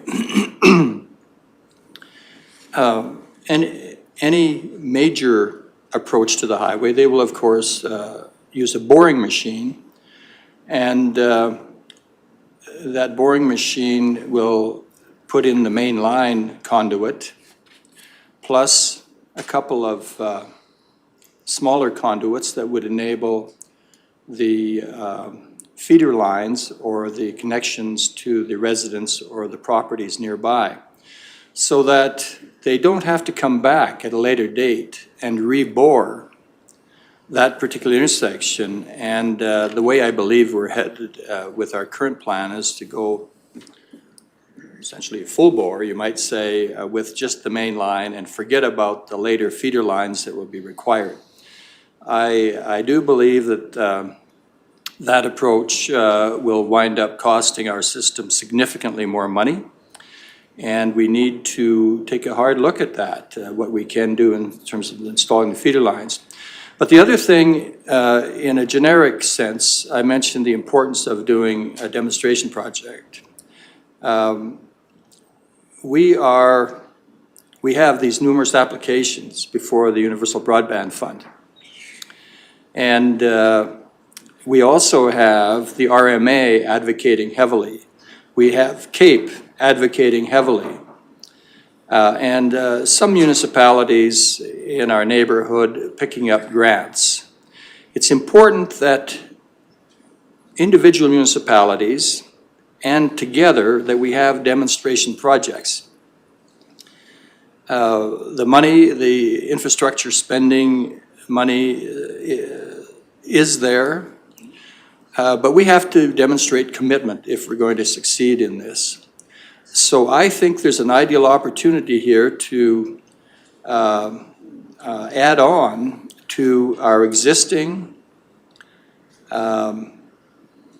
backbone fiber project with a significant fiber to the home or fiber to the premise component. And that would be our demonstration of commitment that would enable the other levels of government to give us support. And I liken it very much to what we might see in some of our community organizations that come before this council.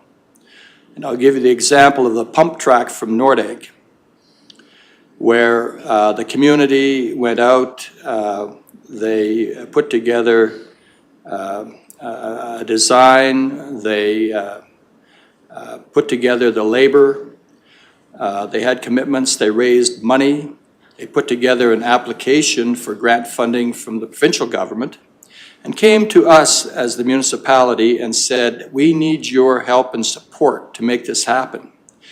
And this was a demonstration of very strong community commitment. And when we see those come forward to this council, we, in my 10 years on this council, we have never turned them down, in fact, when they show strong community commitment. And without that, I don't believe we would, in fact, ever approve anything. It's a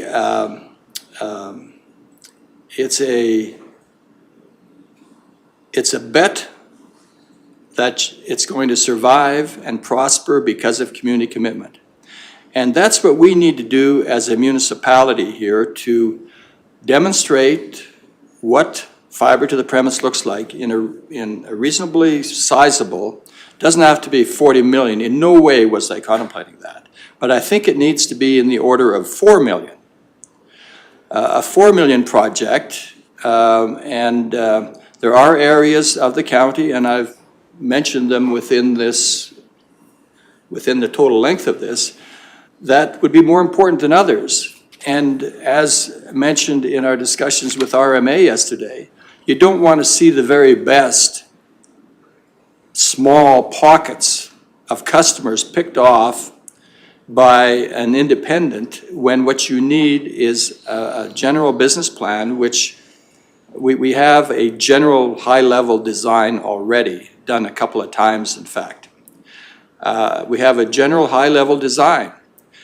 We need to step into that, do a portion of it, actually deliver a service to some of our residents during 2021. We've been working on this for 4 years on this council, almost 4 years. We have yet to provide a service to anybody, but we could. I believe we should. And, you know, I would like maybe some other suggestions, some other ways that we could amend this and make it work for this council and our administration to get this done, do a proper demonstration project, get some service to our residents, show them a quality service, something that is a service comparable to residents of cities. There's no reason why we living in the country should have a service that's far inferior to our urban neighbors. And I just would invite my fellow councillors to offer a couple of suggestions how we could make this work on a smaller scale and solicit the support and involvement or the dedication of our administration to make it happen. Thank you. I'm reminded of the saying that Rome wasn't built in a day. Councillor Swanson.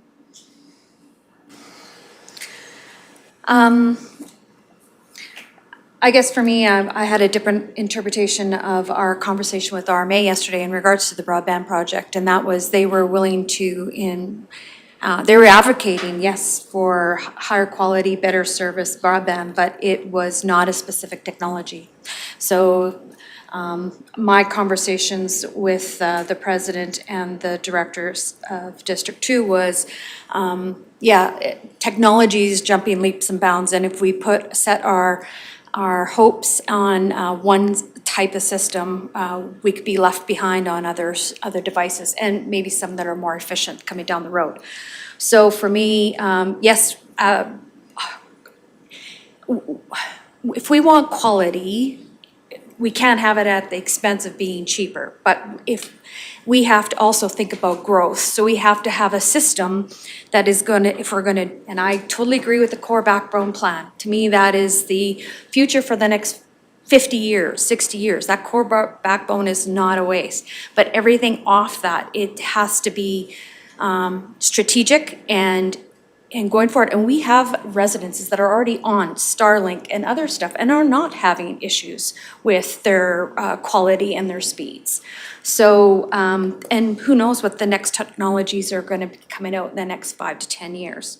So again, I would support holding off and on this motion and bringing forth the county business plan in the fall, because I believe by then there will be an opportunity to sit down with all the numbers and everything, the results from the CTI grant with the farrier leg that we have gotten, of which our administration can bring forth the experiences and the pluses and cons with that. And I think that would give us a better opportunity to have that discussion and then bring forth all the options to our residents. And because, again, as I've said before, there are some people in my conversations that do not want fiber to the home. And I've always advocated that this should be utility. If you want it, you will pay for it, just like power, just like natural gas, if you want fiber to your premise. I'm just going to take a moment, Tracy Lynn. We have a delegation that's probably trying to come in and for 1 o'clock, closed session 1. So recognize the importance of this conversation and that we do have a delegation trying to contact us as we speak. I think that we'd be wise to table this to complete the conversation after our in-camera session. I will move to table this. Okay.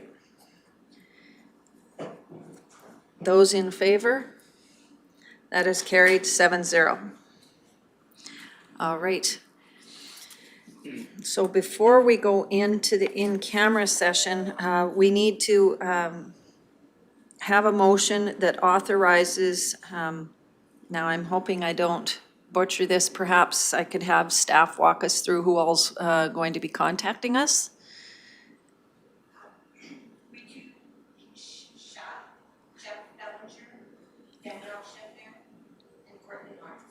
Okay, so it's from the Nichols Applied Management, Inc., and Courtney Lawrence of the ISL Engineering and Land Services. And this is with regard to getting our information on the regional governance study.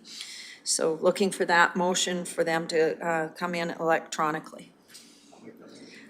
Councillor, or Deputy Reeve Vandermeer, those in favor?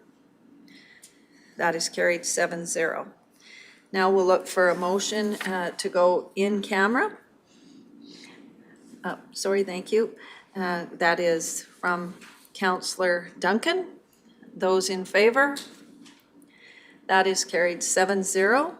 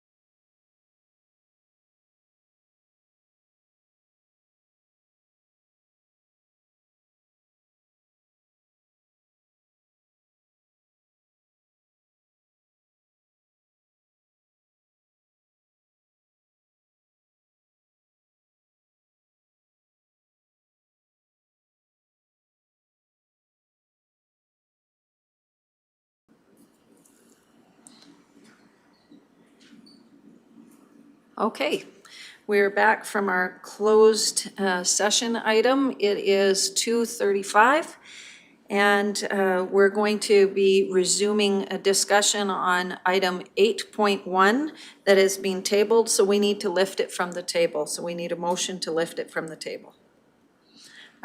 Councillor Duncan, those in favor? That is carried 7-0. Okay. I'm trying to remember where we last left off. I believe we were just having some good discussion about Deputy Reeve Vandermeer's notice of motion with consideration, and just to try to refocus us a little bit, that council considers the presented motion, and the motion is that council directs administration to complete an engineering design for fiber to the premises for all rural subdivisions between Crimson Lake and James River within 2 miles. And I think we took the friendly amendment of approximately 2 miles of the core fiber backbone build, and that administration identifies procurement of materials and the quickest installation schedule for the design. So that is what we were discussing. I believe, I can't remember who was next, who had their light on, so I do apologize. So those who had a comment, perhaps we could continue on. Okay. Deputy Reeve Vandermeer. I remember you were trying to summarize. I apologize, I do remember that now. Yeah, I think,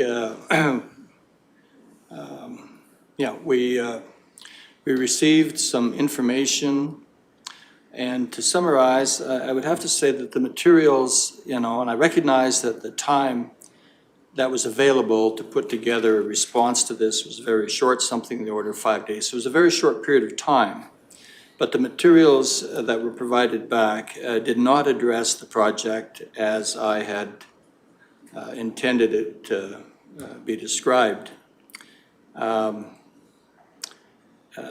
The response was for something far bigger than I had requested in the 2 miles adjacent to the backbone. And thus it looks to be far more difficult and expensive to do, certainly, and to do in a short period of time. So, and I'm sure administration wouldn't want to make it look expensive and difficult, but that's what the results show if it costs $4 million to do engineering. What I had in mind to do something 2 miles adjacent to the backbone was something more in the order of $4 million total. So I think perhaps what I should do is take this back and come with something that is more specific so that administration can address it more accurately and directly, and not even put it forward at this time because we're late in the day. And if I would like to bring something back probably in 2 weeks and give administration a little more time to respond to it. But just to put it in perspective, if we considered the experience that we've gained to date out in the Ferrier area, and it was around approximately $54 a meter to lay main line. I'm talking about laying feeder line, which is somewhat smaller and should be somewhat less expensive to install. But if you just consider for a moment $4 million worth of activity and use the $53 a meter perspective, that would enable you to deploy 75,000 meters, 75 kilometers you could do for $4 million. And that to me, just, scoping, this is not accurate, but just to scope that, that would allow you to do 30 branch lines a couple of kilometers long, a couple of miles long, a couple of kilometers long off of the branch, off of the main line. And if you also took a little linear amount to go from house to house or premise to premise, in that you might be able to do, 10 to 15 branch lines and hook up the subdivisions related to 10 to 15 branch lines. Now that's the kind of scope, just in an off-the-cuff, top-of-the-head calculation I would do. So thinking, maybe, and I'll have to formulate this over the next number of days. But in thinking in those terms, I would say if we were to hook up even 10 residential subdivisions, I can't help but think that that wouldn't cover 400 or 500,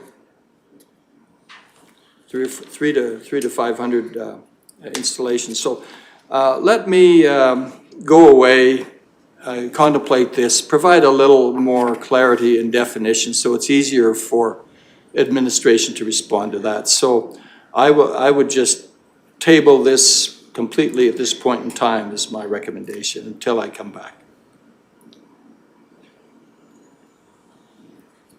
So Deputy Reeve Vandermeer, I'm contemplating, what you're saying there. We currently do have your motion. I don't know that we can keep reconfiguring the motion itself. I think that we would need some clarity on process, perhaps as a point of clarity on what our options are.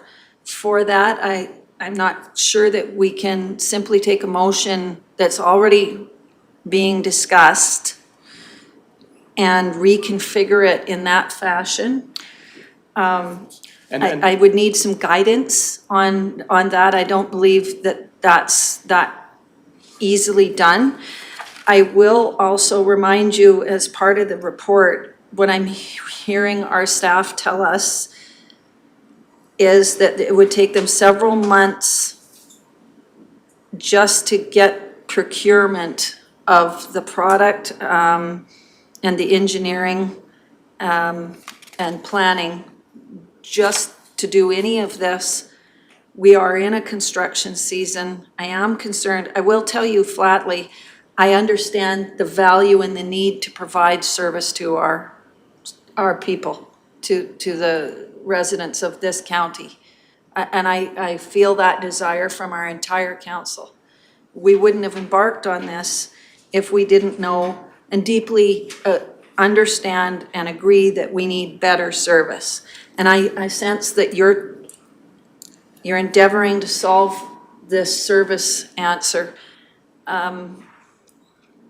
If there's some direction with regard to reconfiguring a current motion, I would suggest that we could use a little guidance, Mr. Reid.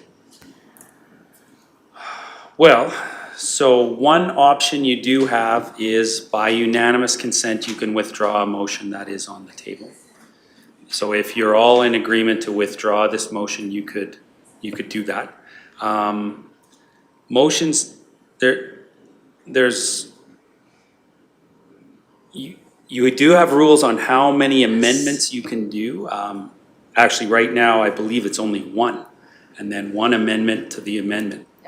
So you haven't really done an amendment yet. So you could amend this one on the fly, but from administration's point of view, we like Deputy Reeve Vandermeer's idea of, on a side note, I will tell you, this discussion has been excellent. There have been some very good notes of clarity that I've taken. So the idea of withdrawing this motion and getting something a little more clear with us being able to get a little better background is appealing to me from an administrative point of view. it seems like a win-win. Then I'm prepared to do that. I'm prepared to withdraw this, not bring it to motion, but withdraw the notice and bring back a clarified notice and giving you some time to respond to it. Mr. Reid? So I believe you can ask for discussion and call the question on that. And you That's- would meet your policy. And that's what I wanted to ensure. Councillor Swanson, and I did note that Councillor Hoven had a question as well. I guess through my discussion earlier, through my comments earlier, I said that I would support a move to postpone the motion entirely till the fall, till the business plan was presented. So is that I'm looking at for process, I guess I should have made that motion in conjunction or after, or just point of clarity. Mr. Reid? So yes, Councillor Swanson, to follow process, you would have, instead of saying, I would support a motion, you would have made a motion. Okay. And thank you for that clarity. So Deputy Reeve Vandermeer, what is your wishes then? Are you making a motion to withdraw it then? Yes. I am not pressing for a motion, so I am withdrawing it. You're simply I'm withdrawing your simply motion? withdrawing it, doesn't even need to have a And motion. we don't need to vote on that then? Mr. Reid? You do. Once the motion is on the floor and you've been discussing it, Okay. now it requires, sorry, I lost it right here. Darn it. How did it disappear? It requires a unanimous vote to be allowed to withdraw. Okay. So you would make a vote on withdrawing this motion, and you would all decide whether or not you would like to keep it on the floor and bring it to its vote, or if you're gonna allow it to be withdrawn and it does not get its vote, the vote you're gonna have would be unanimous support of withdrawing this motion. Okay, and thank you for that clarification. Mr. Hagan? Apologies, but I'm struggling with the whole concept of the notice of motion somewhat. And I'm not sure that a motion's been made That's right. today. I think Deputy Reeve Vandermeer provided a notice of motion. There was discussion around the notice and considering the information administration provided, but I don't believe the deputy's made a motion yet.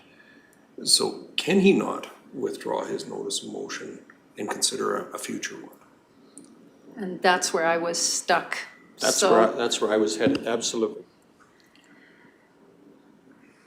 Gosh, these things can be complex. Mr. Reid? This may be true. We may not have actually had the motion on the floor yet. We didn't. We didn't, yeah, we've so- been discussing it. So you're simply withdrawing your motion? I'm withdrawing it to come back another day with greater clarity for ease of response. Okay, And it'll so, be different than this in scope. all right. So we have a motion that's being withdrawn. My recommendation going forward, as we have a few ways to do notices of motion. My recommendation going forward is to formulate your future motion in writing as that. That way we have it very clear and it's completely concise. I think that might be the best way forward for the next motion you're considering. All right, other thoughts, folks, before I wrap this up? I see Mr., okay, I'll leave it alone. Then that wraps up 8.1. 8.2 is the addition of the grant application. Mr. Reid, if you wouldn't mind walking us through this one.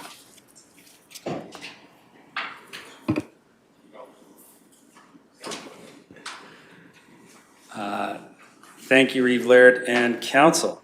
So we received a grant application from the Alberta Aerobatics Club for support of their air tour which they have planned to happen on July 10th. And I will let you know that the reason this appears to you as an extra or an add-on item is because we didn't receive it until last night. We had been working for the last few days to try to get the group to give us clarity on what they were going for and who they were going to get support from. And we didn't receive that until last night. However, their event is on July 10th. It will bring 40 to 50 aircraft traveling to many airports, several airports within Alberta, including approximately a lunch break in Rocky Mountain House. The Central Air Tour will provide exposure to aviation and to showcase the Rocky Mountain House Airport with pilots from across Alberta and the local community. They are proposing that, in essence, the town of Rocky Mountain House and Clearwater County would co-host a lunch for these pilots and their co-pilots, I would imagine. They are, due to COVID, you know, those requirements, they're talking about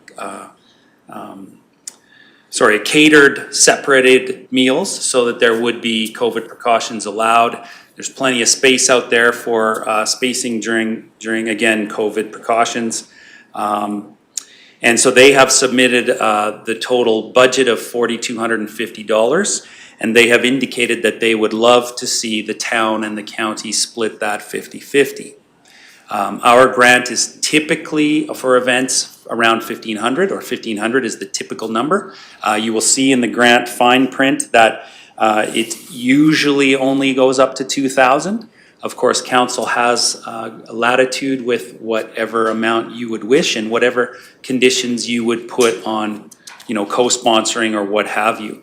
They have also since asked whether or not the Reeve or Deputy Reeve would be interested in speaking at the event and that sort of thing. So they have also allowed for us to put up our economic development advertising, and we are looking at doing that.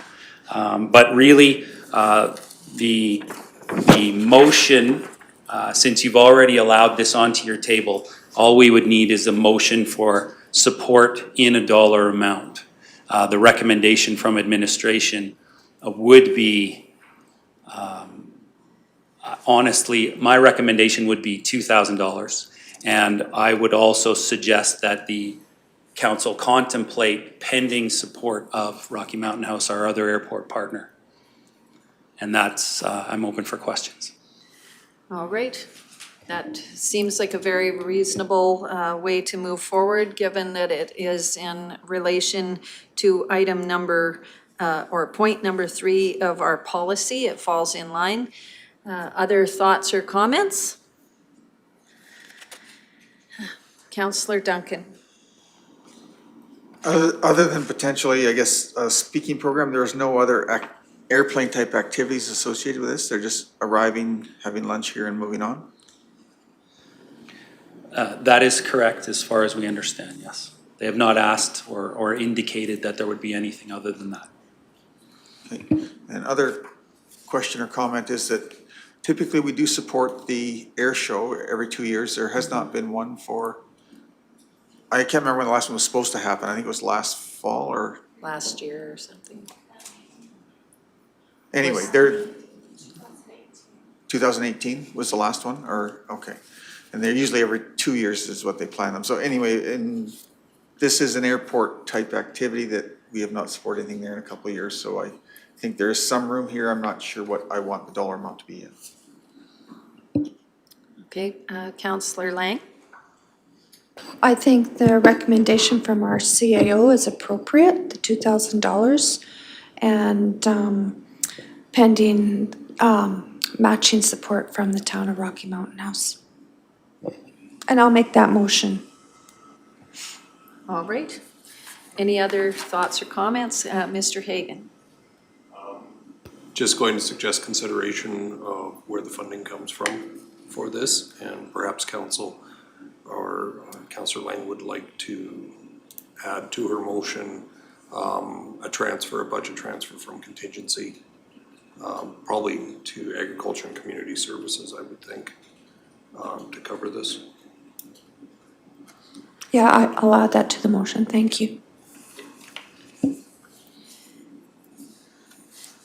So you consider that a friendly amendment?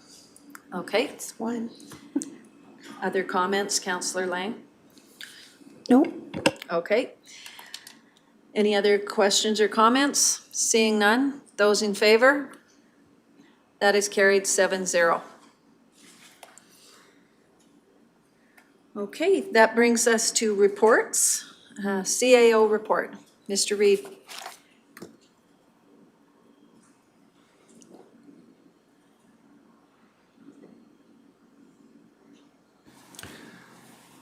Thank you again, Reeve and Council. So my CA report, only 3 items. Our application to speed consulting program from 13 Ways was unsuccessful at this time due to an overwhelming response. We probably needed to be really quick on the trigger on that one in the day it was announced, probably. The county is on a waiting list for a session in the fall, however, so as details come out, I'll keep you posted. Item 2, as we heard yesterday in the RMA presentation, that they are planning a fully in-person convention, November 23rd to 26th at the Edmonton Expo Center. The convention program is still being developed, but will include those traditional things that maybe we've all forgotten about because it's been so long. Plenary addresses, resolution sessions, specialty workshops, and engagement with our friends at the provincial government. In addition, this convention will include the election of the RMA Vice President, as well as the Director for District 2, which we will note consists of 14 municipalities, including our own, and then District 3 and District 5. The registration deadline will be in early November to accommodate the changes in the election, and of course, administration will keep you posted and help with the registration. 3, follow-up work on the agriculture recreation facility feasibility study is ongoing. And, you know, of course, this is the most busy time for our ag department of the year, and it's going really well there. But because of the difficulties in finding people to do the work, we have hired a consultant for this. And that consultant was recently hired on, and they will be surveying agriculture recreation facilities throughout the province. This has created a bit of confusion in residents in the sense that they are wondering if we're trying to take over an operation, and that is not our intention at all. We have surveyed, I think, between 40 and 50 different ag operations throughout the province for us to be able to give you quality information on how much a facility like this costs to operate, how many times it may be used each year, and what are the typical uses. So we are hoping that as facilities open again after COVID, that they will be responsive to the survey. And we've put a tentative or hopeful deadline of July 18th so that we could get a good survey analysis done and bring you the information before the fall. We also met with a member of the Rocky Agricultural Society on May 16th to confirm this information, to give them an update, because they are, of course, very curious about the progress and the project itself. And then we committed to giving them the same update that we give to council, either late summer or early fall. And I'm open to questions. Do we have any questions for Mr. Reid? All right. I will say I want to thank you and Mr. Martinson for meeting with that group, representatives of that group. It's been kind of a long-going project, so it's nice to see that we've been able to give them a thorough update, and I'm glad that we were able to get an update as well, so thank you for that. That brings us then to, I believe, the Public Works report. And Go ahead, Mr. I Reid. can take this one again. Thank you, Reeve and council. So our staff have gone back to their work, and this item doesn't appear to have anything of contention, but if there are questions that I can't answer, I will certainly take them back and we will respond. Either Eric or Kurt will respond as appropriate. All right, do we have any questions that we would like forwarded on to Public Works? Councillor Swanson.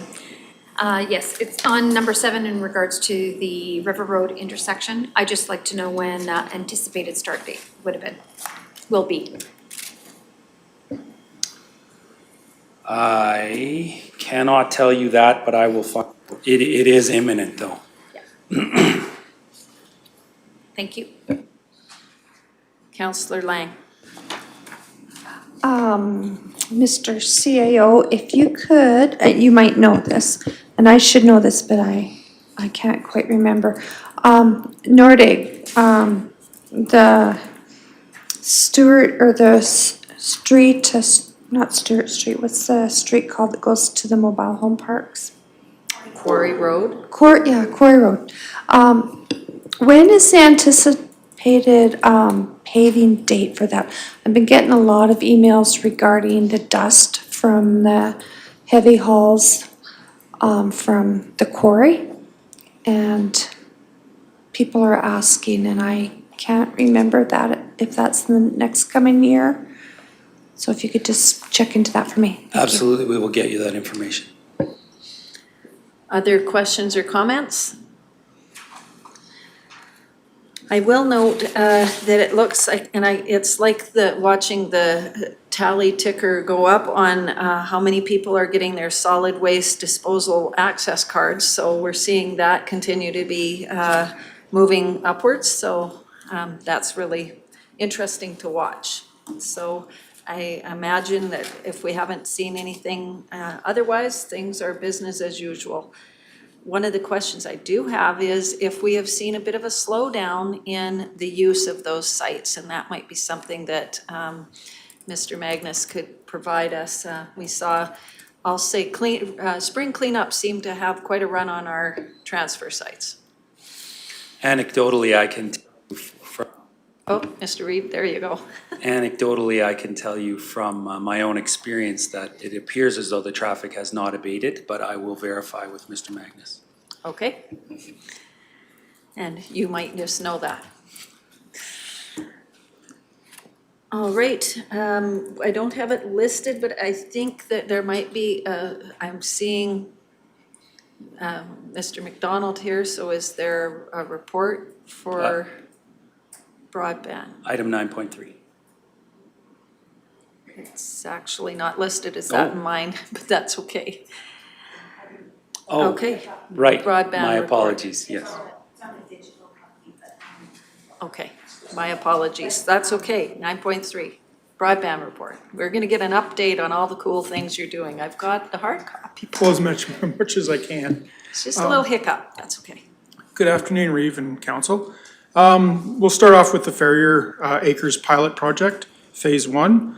All fiber has now been deployed between Ferrier Drive, Clearwater County, Rocky Mountain House temporary POP location, which is here. We have received all the optical electronics ordered for both locations for phase 1. The CTI grant finally has been approved properly, which was last time, but we're actually talking to them now, which is so good. We are now working with ISED to finalize reporting and funding requirements. So we're going through, we're giving them our, what we spent, what we've done, and expectations for how we report on this as we go forward for the next 5 years. All recommendations, all remediation and deficiency work is to be completed, and expected end date of June 28th, so that's this week. Wow. Okay, Deputy Reeve Vandermeer sorry. has a question. Yeah, two points. I see that, you're doing the reporting of meeting funding requirements, and then you have a little bit of work here to do in the next few days, but when do you get the check? That's a good question. I will bring that to the next report.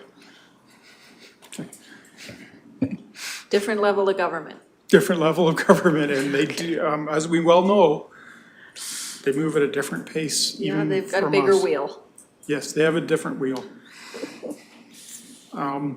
So the remediation and deficiency work should be done by the end of the week. The picture that I included, just for interest sakes, is the geotech at the Ferrier Pop site, so that we can do the grounding and others. So Rocky Mountain House to Olds Phase 2. Design and permits complete, which we know. Rocky Mountain Main Pop, our RFP for construction was posted on the Alberta Purchasing Connection and closes June 24th, 2021. So that's this week. We'll see on the responses and then we'll start building there. Phase 2, RFP to pre-qualified vendors, or it's actually an RFQ, sorry, my problem. To pre-qualified vendors will be sent out Monday, June 28th, so that's Monday again, and they'll respond within, I think it's 3 weeks. Nordegg Phase 6, planning and engineering underway, permits underway, and they're going pretty well, actually. Phase 6 RFQ to pre-qualified vendors will be sent out Monday, June 21st, which was yesterday, so they'll be starting to response on that for that build. Optical electronics and design and procurement in process right now, so we're designing sort of on the fly, if you want to call it that. Another picture I included is one of our sites where we're holding the conduit and the fiber. It looks like a field of dreams. It's a field of dreams, all right. It's a fantastic picture, except we got another 45 rolls yesterday, so it's even bigger field of dreams. It's growing. It's a growing field of dreams. Just add water. It's seeding time. Go plant it. Just add water. Thank you, Kate. Business plan for core backbone projects. In progress, our contracted engineering firm, IBI, is currently reviewing costing and revenue forecasting for core backbone project. Open access policy. IBI is currently incorporating suggested revisions on ISP feedback received through the interview process. So we're doing that too, also in concert. And that's about it for this report. Thanks very much. Any questions? I have a question with regard to the open access policy. Would that policy incorporate connectivity to core backbone, or will that have to be a separate policy? We could, that's a good question. If council decides to go with fiber to the home builds, we would include it in the open access policy. If now that we don't have that direction, we'll just create it as an open access policy for the core backbone to start with. Okay, because we need some way for people to connect to this. Yes. And it appears to me that we're going to, at some point as a council, need to grapple with the thought of fiber to the premises and how that works in this whole program. Probably along with the business plan is my anticipation. They're almost, these two programs are really both very similar. We would be talking in the open access policy too for that connection out, where how the ISPs want to connect in within those designs too. So as we grow with it, it's going to be a live document in the long run. Oh, so, Mr. Hagan. Thank you, Reeve Laird. Perhaps if I can add to that, what council can expect to see when the business plan, the draft is complete early in the fall, is it's going to be based on what the approved project is to date, is the core backbone. And the assumption is that the ISPs would connect to the core backbone, and then the ISPs would deal with the retail customers at the end. So we can't go beyond that assumption at this point. Similarly, the open access network policy will follow that same premise. But I would suggest, as you touched on, Reeve, that it's going to be up to council based on feedback coming back from the ISPs. As council have a comfort level that they've gone far enough with the project at this point? Or does council want to consider those next steps? Does Clearwater County need to build those distribution lines out now in order to create enough interest that the ISPs will pick it up from there? Is it going to go beyond there? But just to be clear, right now we're focusing on what's been proved to date. That's what we'll be bringing back, along with additional information that we gather between now and then. And what council can look forward to is the opportunity to consider that information and have those discussions about what are the next steps going forward. And thank you for that clarity. I guess I'm also thinking about, I know we have put forward several UBF grant applications, Yes. like a half a Seven of dozen. them. Seven of Seven them. for clarity. And we won't be probably hearing about that till fall, I would imagine. And that will feed into some of these conversations, should we be successful. And decision. That would, when were we? Oh, and decisions, and probably in the fall, if not a little later from what I've understood, some of the comments from the ISET people. They're very overwhelmed, to say the least. I would imagine it's very subscribed, probably Oh, oversubscribed. Very oversubscribed. Last time it was 15-1 for the money. 1.5 billion, I think they're putting out, and it's my. about 15 billion in the ask. Well, and It's a considerable amount of money. just to refresh my mind, that was also, part of that was getting service to the residents, considering fiber to the premise. Fiber and wireless. And wireless, yeah, both. both. Okay, so looking All for that technologies. connectivity to the resident. Yes. Okay, so that'll be exciting to hear about. If we're successful with one of those, that could be the precedent-setting moment, Absolutely. okay? Because we certainly don't want to be the council that's picking winners and losers. We want everybody to win. Okay, any other questions or comments? All right, seeing none, I think you're off the hook.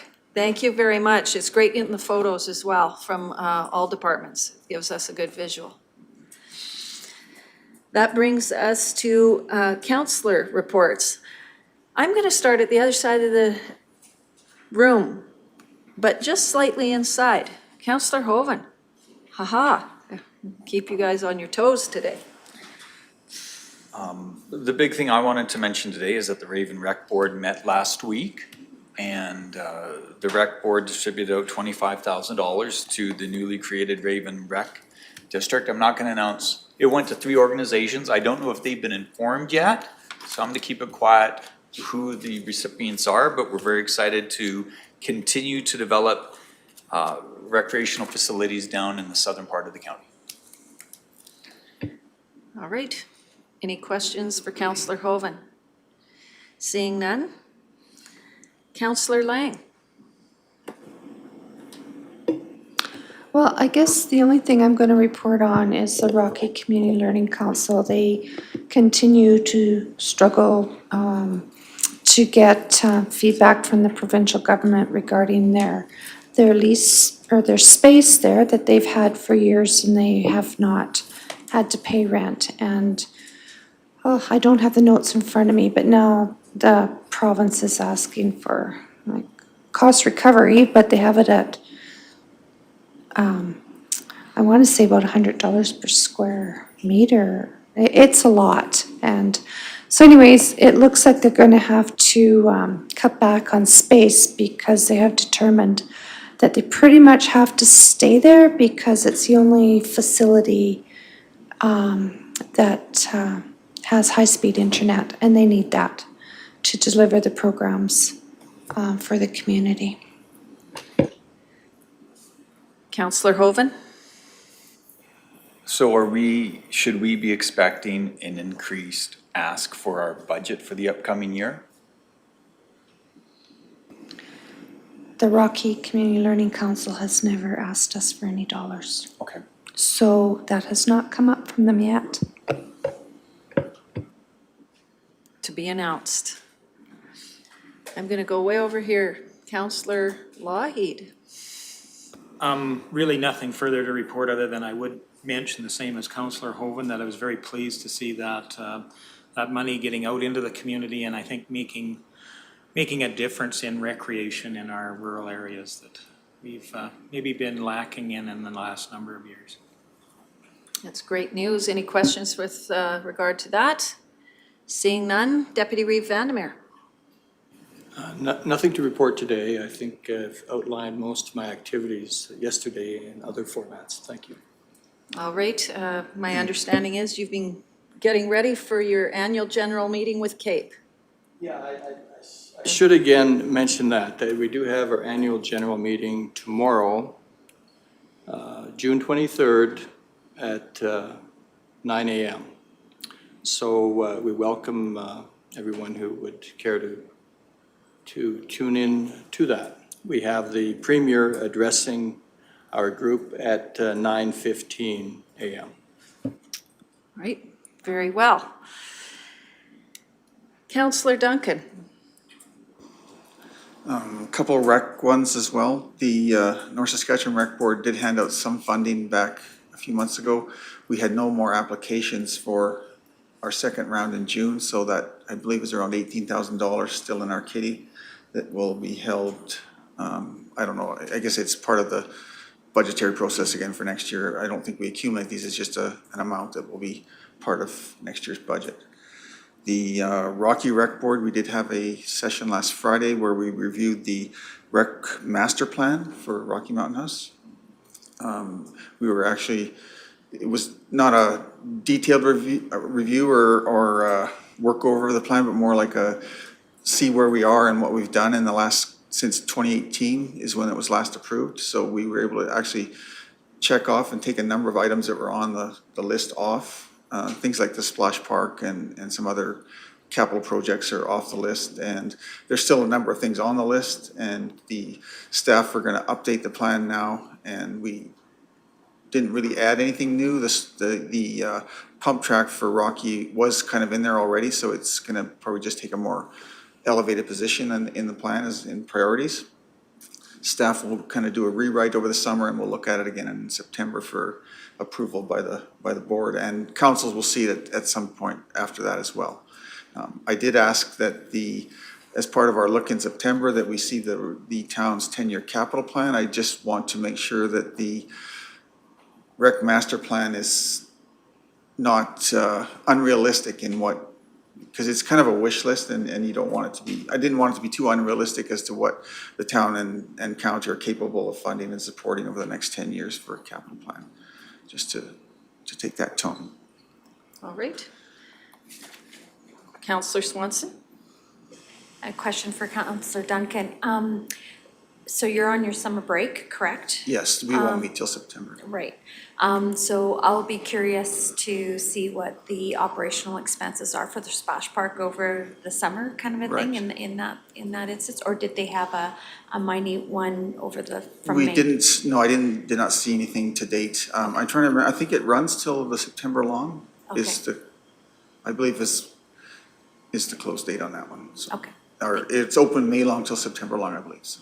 Okay. So yes, it should be kind of, if they have the data, it may not be available till October, but because if rec board meets the first week in September, so I suspect they won't have much in terms of, I can put a query in and see if they have they might have something till the end of August or something, or till the end of July or something like that, so we can extrapolate. Yeah, thank you. Yeah. All right, any additional points, Councillor Duncan? No, just a minute to speak when everyone's done their reports. Okay. It's a personal item. Okay.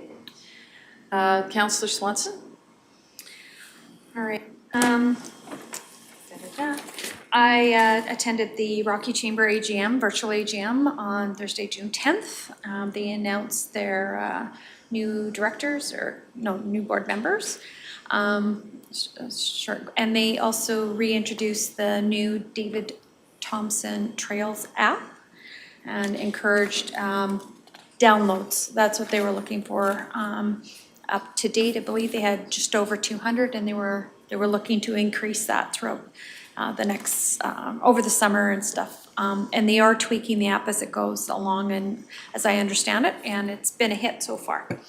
And then on Friday, June 11th, Reeve Laird and Deputy Reeve Vandermeer and I attended the Calling Our Spirits Back tour down at Standoff, and I'm just going to let them, or Reeve Laird, add to it. It was an extremely, yes, it was a long drive, but it was a very nice weather day as far as showing us the facilities in and around. And they have some unique circumstances that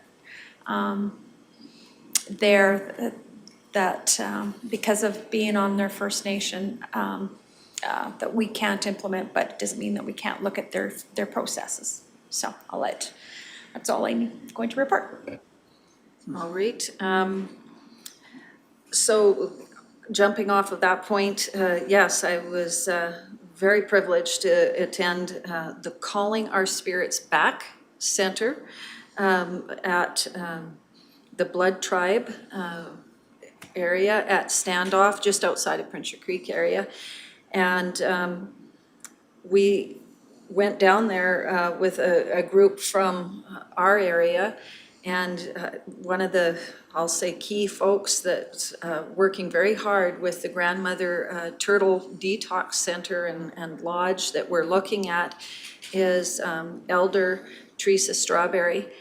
And we're very passionate about what we could possibly bring back to our community. I know that they came in and they gave us a presentation. And so it was a very good opportunity to go and see what can be done when the community gets together. So their entire operation is ran through a wing of an older, I'll say, hospital or seniors facility. I wasn't completely sure. They kind of that same type of, I think it might have been. And interestingly enough, it's being ran by, literally, it's a friend of mine, he's a fire chief, Jason Avery. And they've got doctors, nurses, clinicians, and they're running about 45 or 50 different people through the various phases of this center, and they're having very good success. So, and they're keeping people in the community. It's a wonderful example of what we could do in partnership with the folks in our own community. The challenge will be finding the funding, finding the locations. If I were to dream the big dream, I would love to see this put in our current hospital and build a brand new hospital, and we'd get a couple good wins, but maybe we just have to aim really high and then see where we land. But it'll be interesting, very driven group, very long day. Thank you, Councillor Swanson, for doing all the driving. Yes, and she got to listen to me the whole way, so her ears wore out. And Deputy Reeve Vandermeer, I think it was a very good day. Your comments on that tour? Any that you would like to share? Well, yeah, just, I guess I observed the people who went through this, detox first, then rehab, kind of a two-step process. And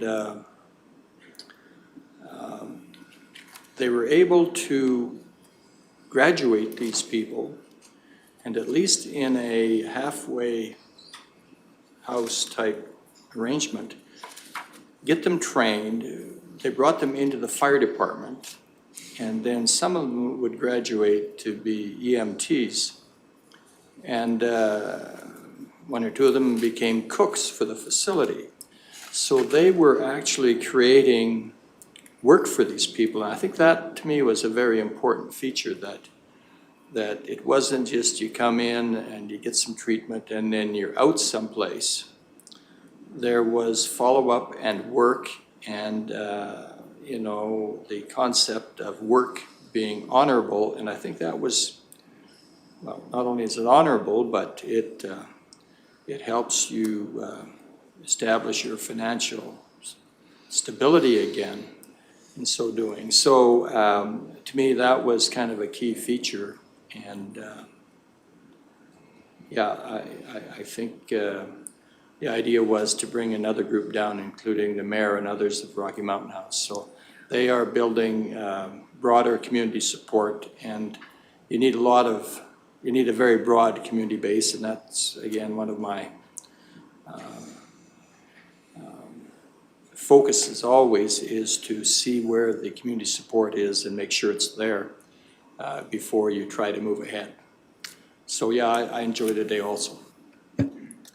All right. Other than that, I would say normal committee business as usual, being very busy introducing Mr. Reid to those who would entertain us and getting to know others in the community and making sure that they meet the newest member of our team. So that's been good, Mr. Reid. I sense that you'd like to add to that, because it's been good. It's been very good meeting and reintroducing you and getting you acquainted to the folks. If you've got anything you'd like to add, you're more than welcome to hop in. Well, only my appreciation of certainly your efforts, but all of council's efforts. I will say some of the highlights in the last week especially have been meeting with all of you, and I've seen Division 1 and Division 7. And I am looking forward to the rest of you showing me your divisions. This has been a delightful immersion into the county. All right. So, more tours to come. All right, that is my report. Councillor Duncan, you indicated you'd like to say a few words. Just a couple comments. I'll try to be brief here. We're getting to the end of the day. I've been getting a number of inquiries, I'm sure most of you have as well, about the fall election and running again or not. And I'm not on any social media, so difficult for me to talk to people. But so I have indicated to people that have been very respectful that they would consider running if I wasn't. So I will have said I have made a very long and thoughtful and agonizing decision to not seek re-election this fall. So I will not be, and be hopefully someone else. I know other people are interested in stepping forward, but we will get some candidates, I'm sure. So, thank you. I will say, Jim, it has been an absolute honor and pleasure, and thank you for your guidance as a seasoned councillor who shows incredible composure through everything you do. I can imagine how difficult this decision has been for you. All right. So looking for a motion to accept reports as presented. Councillor Swanson, those in favor? That is carried. All right, that brings us to item number 10, 10.1 through to 10.9. Lots of correspondence. Mr. Reid, perhaps you would avail yourself if we have any questions. I think that might be the fastest way. Absolutely. There, as you mentioned, Reeve, 9 items there. There are a couple of them with action required on them, and a couple of them with sort of action suggested, or, you know, would you follow our lead kind of a thing. I could go through those questions directly if you wanted me to. Do we have any questions with regard to, we can start at the front. It looks like coal restriction policy from High River, Village of Milo. Yes, they are actually participating with the Coal Advisory Committee, and as such, they have been asked to develop this draft. And so basically their ask is, if you're in support of the proposed policy wording, would you send a signed letter? And also there's an opening or an opportunity if you wanted to be there during the presentation of this to the Coal Policy Committee. All right. Seeing none, that then takes us through Village of Milo. Then we have Caroline and District Chamber of Commerce with regard to the Bighorn Rodeo. I know this was forwarded on to me as in my role as Reeve. I think what they're looking for is to just ensure that we would be tentatively participating, and perhaps we need a motion to that effect. That it's in policy. That makes it even easier. All right. So, Councillor Hoven. Will Ag Services be preparing a float for the parade like they normally do? it's at a different time, so I don't know how that fits with their yearly schedule. I know that we have the capacity to, the physical items to build the float are still with us, of course. The staffing may be the only challenge, but we will certainly do our level best to make it happen. And do we RSVP directly to the council or to the chamber, or do we let Tracy Lynn RSVP? Because I will be attending that day. I intend on attending, so others, maybe we could do that on. I will. Okay, perhaps we could have a calendar thing put on, I'd appreciate that. And if you would let or send a letter on our behalf, that would be great.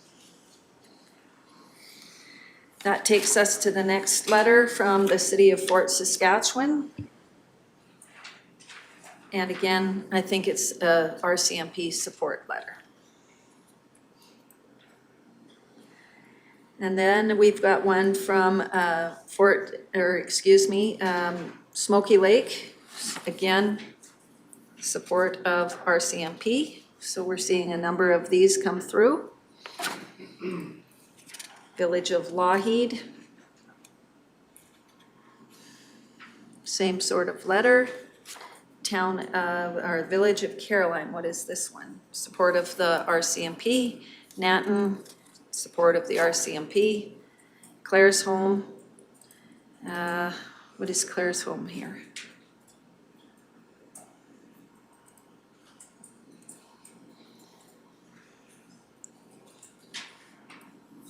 Raising awareness for funds for Lung Association. That's for information. So we have the Walk to Breathe piece. Okay. Mr. Reed? Okay, I just saw your light on there. Oh, my apologies. Nope, that's all right. If there is nothing from correspondence, no questions, I'm looking for, Councillor During Duncan. our RMA meeting yesterday, they did talk about a report coming from, is it the province or from a consult or a third party on the policing issue? Yes, Price Waterhouse Price Waterhouse. is So doing that.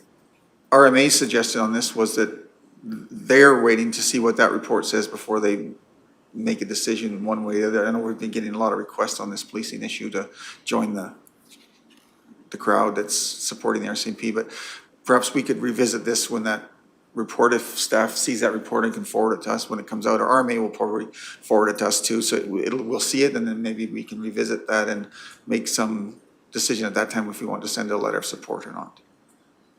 All right, and then that's sage advice. So we know that there is a report coming later in the summer. Sometime in July, I believe it's supposed to be out. Okay. That would give staff an opportunity to review it and give us some insights. So looking for a motion to accept correspondence as information.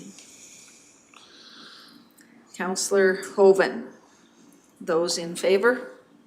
That is carried 7-0.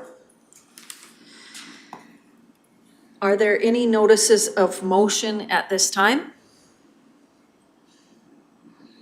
Seeing one, going twice, going 3 times, okay. Seeing none, we'll move on. We have completed item number 12, which brings us then to my moment to have a few closing remarks. Again, always thanking our administration, Mr. Reed, you and your staff, for the work that you continue to do on our behalf, on behalf of all of our residents. For the folks listening, you can find today's council meeting highlights and video posted on our website. By way of reminder, Thursday, July the 1st, 2021, our county offices will be closed for Canada Day. Our next regular council meeting is scheduled for July the 13th, 2021. I'd like to say same time, same channel, but I think that folks can find us now. For those of you who are tuning in, happy Canada Day to all of you. Canada is turning 153 years old this year. Obviously, that's not the age of 150, it said 153 when I Googled it, but I'm wanting to say 154. Perhaps it's 154, I may need to be corrected, which virtually means we are celebrating the anniversary of our constitutional act from 1876, or 67. So we can do some quick math and figure out if I'm correct. We, as council, I know, are tremendously proud of our cultures, our heritage, and our achievements here in Canada, and we continue to break new ground. We do in this room. I know every other Canadian is working hard at that, making their community a beautiful place to live. And I am proud personally to be a Canadian, and I hope we all have that same feeling, and we encourage our community to reach out and look within and look for that hope and that understanding of how great Canada truly is. We also recognize that COVID has pushed us hard, harder than we ever thought we could be. And it has challenged our community, and it continues to do so. Please take appropriate precautions and celebrate being Canadian safely. We're looking for a motion for adjournment. Councillor Duncan, those in favor? That is carried at 3:37.